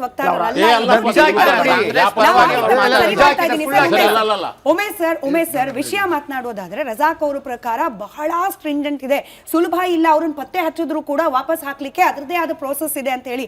ಹಾಗಂದ ಮಾತ್ರಕ್ಕೆ ನಾವು ಕೂರಿಸ್ಕೊಂಡು ಊಟ ಹಾಕ್ಬೇಕು ಅನ್ನೋದು ಇಲ್ಲ. ಎಷ್ಟು ಕಷ್ಟ ಇದೆ, ಇರೋ ಕಾನೂನು ಏನಿದೆ, ಪೊಲೀಸರಿಗೆ ಏನು ಅವಕಾಶ ಇದೆ, ಏನಿಲ್ಲ, ಏನಾಗಬೇಕು ಇಷ್ಟ ಹೇಳೋದು. ನೋಡಿ, ನಾವು ನಮ್ಗಿರ್ತಕ್ಕಂಥ ಏನು ಇನ್ಫ್ರಾಸ್ಟ್ರಕ್ಚರ್ ಬೇಕು, ಆಮೇಲೆ ಪತ್ತೆ ಮಾಡೋದು ಏನು ಭಾಳ ಸುಲಭದ ಕೆಲಸ ಅವ್ರನ್ನ. ಯಾಕೆಂದರೆ ಅವರು ಹೋಗಿ ಆ ಕಾಲೋನಿಗಳಿಗೆ ಹೋಗ್ಬಿಟ್ಟು ಅವ್ರ ಮೊಬೈಲ್ ನಂಬರ್ಗಳು ತೊಗೊಂಡು ಅವ್ರ ಡೀಟೇಲ್ಸ್ಗಳು ತೊಗೊಬಿಟ್ರೆ ಅವ್ರು ಇಂಡಿಯಾ ದೇಶದವ್ರ ಜೊತೆ ಯಾರ ಜೊತೆನೂ ಮಾತಾಡಿರೋದು. ಅವರೆಲ್ಲ ಬರೀ ಬಾಂಗ್ಲಾದೇಶ ಬೆಳಗ್ಗೆ ಇದ್ದಂದರೆ ಬಾಂಗ್ಲಾದೇಶದವ್ರ ಜೊತೆ ಮಾತಾಡೋದು. ಯಾರಾದರೂ ಇಂಡಿಯಾ ದೇಶದ ಜೊತೆ ಮಾತಾಡಿದರೆ ಹೌದು ಸಂಬಂಧ ರಿಲೇಷನ್ ಇರ್ಬೋದು ಅಂತೇಳಿ ಸೆಗ್ರಿಗೇಟ್ ಮಾಡೋದು ಭಾಳ ಸುಲಭದ ಕೆಲಸ. ಅದಾದಮೇಲೆ ಅವ್ರು ಕೇಳ್ಬಿಟ್ರೆ ಅವರೇ ಹೇಳ್ತಾರೆ ನಾವು ಬಾಂಗ್ಲಾದೇಶ ಅಂತ. ಅವ್ರ ಕಾರ್ಡ್ಗಳು ಕೊಡ್ತಾರೆ, ಅವ್ರ ಡಾಕ್ಯುಮೆಂಟೇಶನ್ ಕೊಡ್ತಾರೆ, ಅಕ್ಸೆಪ್ಟ್ ಮಾಡ್ಕೋತಾರೆ. ಅವ್ರೇನು ನಾವಲ್ಲ ಅಂತ ಹೇಳಲ್ರು ಅವರು, ನೇರಿಕೆ ಹೇಳ್ತಾರೆ, ಕದ್ದು ಓಡೋಗಲ್ರು. ಯಾಕೆಂತಂದ್ರೆ ನಾವು ಹಲವಾರು ಜನ ಕರ್ಕೊಬಂದು ಅವ್ರನ್ನೆಲ್ಲ ಮಾತಾಡಿಸಿದಾಗ ಸರ್ ಹೌದು ಸರ್ ಅಲ್ಲಿಂದ ಬಂದಿದ್ದೀವಿ, ನಾವು ಬೇಕಾದಾಗ ಬರ್ತೀವಿ ಸರ್, ಬೇಡದಾಗ ಹೊಟ್ಟೋಗ್ಬಿಡ್ತೀವಿ ಸರ್ ನಾವು ಅಂತ ಅಂದ್ಬಿಟ್ಟು ಅಂತ ನಮಗೂ ಹೇಳಿದ್ದಾರೆ. ಅವಾಗ ಇಂಥದ್ದೆಲ್ಲ ಸೆನ್ಸಸ್ಗಳು ಮಾಡ್ಬೇಕಂತ ಸಮಯದಲ್ಲಿ ಬಹಳ ಅತ್ಯಂತ ಎಚ್ಚರಿಕೆಯಿಂದ ಈಗಾಗಲೇ ನಾವು ABCD ಸರ್ಕಾರದ ಬಗ್ಗೆ ಮಾತಾಡೋದು ಬೇಡ. ಯಾವುದೇ ಸರ್ಕಾರಗಳು ನಮ್ಮ ಮೇಲೆ ಯಾವತ್ತೂ ಒತ್ತಡ ಇರಲಿಲ್ಲ, ಅವ್ರು ಹಿಡಿಬೇಡಿ, ಅವ್ರನ್ನ ಕಳಿಸ್ಬಿಡಿ, ಅವ್ರನ್ನ ಒಳಗಾಕ್ಬಿಡಿ, ಅವ್ರನ್ನ ಬಿಡ್ರಿ ಆರಾಮಾಗಿರ್ಲಿ, ಅವರೆಲ್ಲ ಚೆನ್ನಾಗಿ ತಿನ್ಕೊಂಡು ಆರಾಮಾಗಿ ಓಡಾಡ್ಲಿ, ಯಾರು ಹೇಳಲ್ಲ. ಅದು ಯಾರಿಗೂ ಆ ವಿಚಾರನ ನಾವು ಮಾತಾಡೋದೇನು ಒಳ್ಳೇದು ಅಲ್ಲ. ಪೊಲೀಸ್ ಆಗಿದ್ದು ನನ್ನ ಕೆಲಸ ಏನು ಅಂದ್ರೆ, ಇದು ಯಾವತ್ತೂ ಒಂದು ದಿವಸ ಒಂದು ಯಾವುದೋ ನ್ಯಾಯಾಲಯದಲ್ಲಿ ಬಂತು, ಅದು ಆಚೆ ಬಂದ ತಕ್ಷಣನೇ ನಮ್ಮ ಕರೆಂಟ್ ಹೊಡಿಸ್ಕೊಂಡು ಬಾಡಿನಲ್ಲಿ ಓಡಾಡುವಂಥದ್ದಲ್ಲ. ಇದು ಪ್ರತಿನಿತ್ಯದ ಕೆಲಸ ಆಗಬೇಕು, ಜಾಗೃತಿ ಮೂಡಿಸ್ಬೇಕು. ಹಂಗೇನಾರ ಆಗಿದ್ರೆ ದಯಮಾಡಿ ನೀವೆಲ್ಲ ಹೊರಟುಬಿಡಿ, ನೀವು ಇಲ್ಲಿ ಇರಬೇಡಿ, ಆಮೇಲೆ ನಿಮ್ಮೆಲ್ಲ ದಸ್ಕಿರಿ ಮಾಡ್ತೀವಿ ನಾವು, ನಿಮ್ಗೆಲ್ಲ ತೊಂದರೆ ಆಗ್ತದೆ, ನಾಳೆ ದಿವಸ ಆಮೇಲೆ ಕಾನೂನು ಸಮರ ಎಲ್ಲ ಮಾಡುತ್ತೀರಿ ಅಂದ್ರೆ ಆಟೋಮೆಟಿಕ್ ಆಗಿ ಹೊಟ್ಟೋಗ್ಬಿಡ್ತಾರೆ ಅವರು. ಆಮೇಲೆ 4000 ಕಿಲೋಮೀಟರ್ ಇದೆ, ಬಹಳ ದೊಡ್ಡ ಬಾರ್ಡರ್ ಅದು, ಏನ್ ಹಿಂಗ್ ಗನ್ ಇಟ್ಕೊಂಡು ಕೂತ್ಕೊಬಿಡಕ್ ಆಗಲ್ಲ. ಅದು it is highly impossible task to watch Bangladesh border. ಬಹಳ ಟಿಪಿಕಲ್ ಬಾರ್ಡರ್ ಅದು. ಯಾಕೆಂದ್ರೆ ನಾವುಗಳು ಹೋಗಿದ್ದೀವಿ, ಹಲವಾರು ಕೇಸ್ಗಳಲ್ಲಿ ಹೋಗಿದ್ದೀವಿ, ಬಾಂಗ್ಲಾದೇಶಿಗೆ ಸಂಬಂಧಪಟ್ಟಂತ ಕೇಸಸ್ಗಳಲ್ಲೂ ನಾವು ಹೋಗಿ ನೋಡಿದ್ದೀವಿ. ಬಹಳ ಕಷ್ಟ ಇದೆ ಅಲ್ಲೆಲ್ಲ ಹೋಗೋದಕ್ಕೆ. ಅದಕ್ಕೆ ಇದನ್ನ ಬಹಳ ಹುಷಾರಾಗಿ ಹ್ಯಾಂಡ್ಲ್ ಮಾಡಿ ಅವ್ರನ್ನ ಆದಷ್ಟು ಯಾರೇ ಆಗಲಿ, ಅವ್ರನ್ನ ಮಾತ್ರ ಅಂತಲ್ಲ, ನುಸುಳುಕೋರರುಗಳನ್ನ ಒಂದು ಭಾಗದಲ್ಲಿ ಬಂದಿರತಕ್ಕಂಥವ್ರನ್ನ ಯಾರೇ ಇಮಿಗ್ರೇಷನ್ನಲ್ಲಿ ತಪ್ಪಿಸ್ಕೊಂಡು ಒಳಗಡೆ ಇರ್ತಕ್ಕಂಥವ್ರನ್ನ ಇಮಿಗ್ರೇಷನ್ ಮುಖಾಂತರ ಆಚೆ ಒಳಗೆ ಬಿಸಾಕ್ಬೇಕು. ನಮ್ಮ ಕಾನೂನು ಹೇಳ್ತೇನೆ, ಅವನ ಮೇಲೆ ಒಂದು FIR ಹಾಕ್ಬಿಟ್ರೆ ಅವ್ನು ಹೋಗೋಗಿಲ್ಲ, ಅವ್ನು ಆಚೆನೆ ಹಾಕೋಕ್ಕಾಗಲ್ಲ. FIR ಹಾಕಿದ್ರೆ ನಾವು ಕೇಸ್ ಮುಗಿಸ್ಕೊಂಡು ಹೋಗಿ ಅಂತ ಹೇಳ್ತದೆ ನಮ್ಮ ಕಾನೂನು. ಅಲ್ಲಿವರೆಗೂ ನಾವು ಏನೂ ಮಾಡುವಂಗಿಲ್ಲ. ಆ ಕೇಸ್ ಹಾಕಿಸ್ತಕ್ಕಡೆ ಇನ್ನೊಂದು ಕೇಸ್ ಹಾಕ್ಸ್ಕೊತಾನೆ ಮೈ ಮೇಲೆ. ಇನ್ನೊಂದು ಮುಗಿತದೆ ಅಂದಾಗ ಇನ್ನೊಂದು ಕೇಸ್ ಹಾಕ್ಸ್ಕೊಳ್ತಾನೆ. ಈಗ ನೈಜೀರಿಯನ್ಸ್ಗಳು ಅದೇ ಮಾಡ್ತಾ ಇರೋದು. ಆಮೇಲೆ ಕಾನೂನುಗಳು ಅವಾಗಿಂದನೂ ಇದಾವೆ. ಯಾರಾದ್ರೂ ಈ ಕಾನೂನಿಗೆ ಸಂಬಂಧಪಟ್ಟಂಗೆ ಒಂದು ಅಮೆಂಡ್ಮೆಂಟ್ ಆಗ್ಬೇಕು. ಅಲ್ಲಿವರೆಗೂ ಅವ್ರು ಆರಾಮಾಗಿರ್ತಾರೆ, ಏನೂ ಮಾಡೋಕ್ಕಾಗುದಿಲ್ಲ. ಸರ್ಕಾರಗಳ ಜವಾಬ್ದಾರಿ. ಯಾವ ಸರ್ಕಾರ ಈ ಸರ್ಕಾರ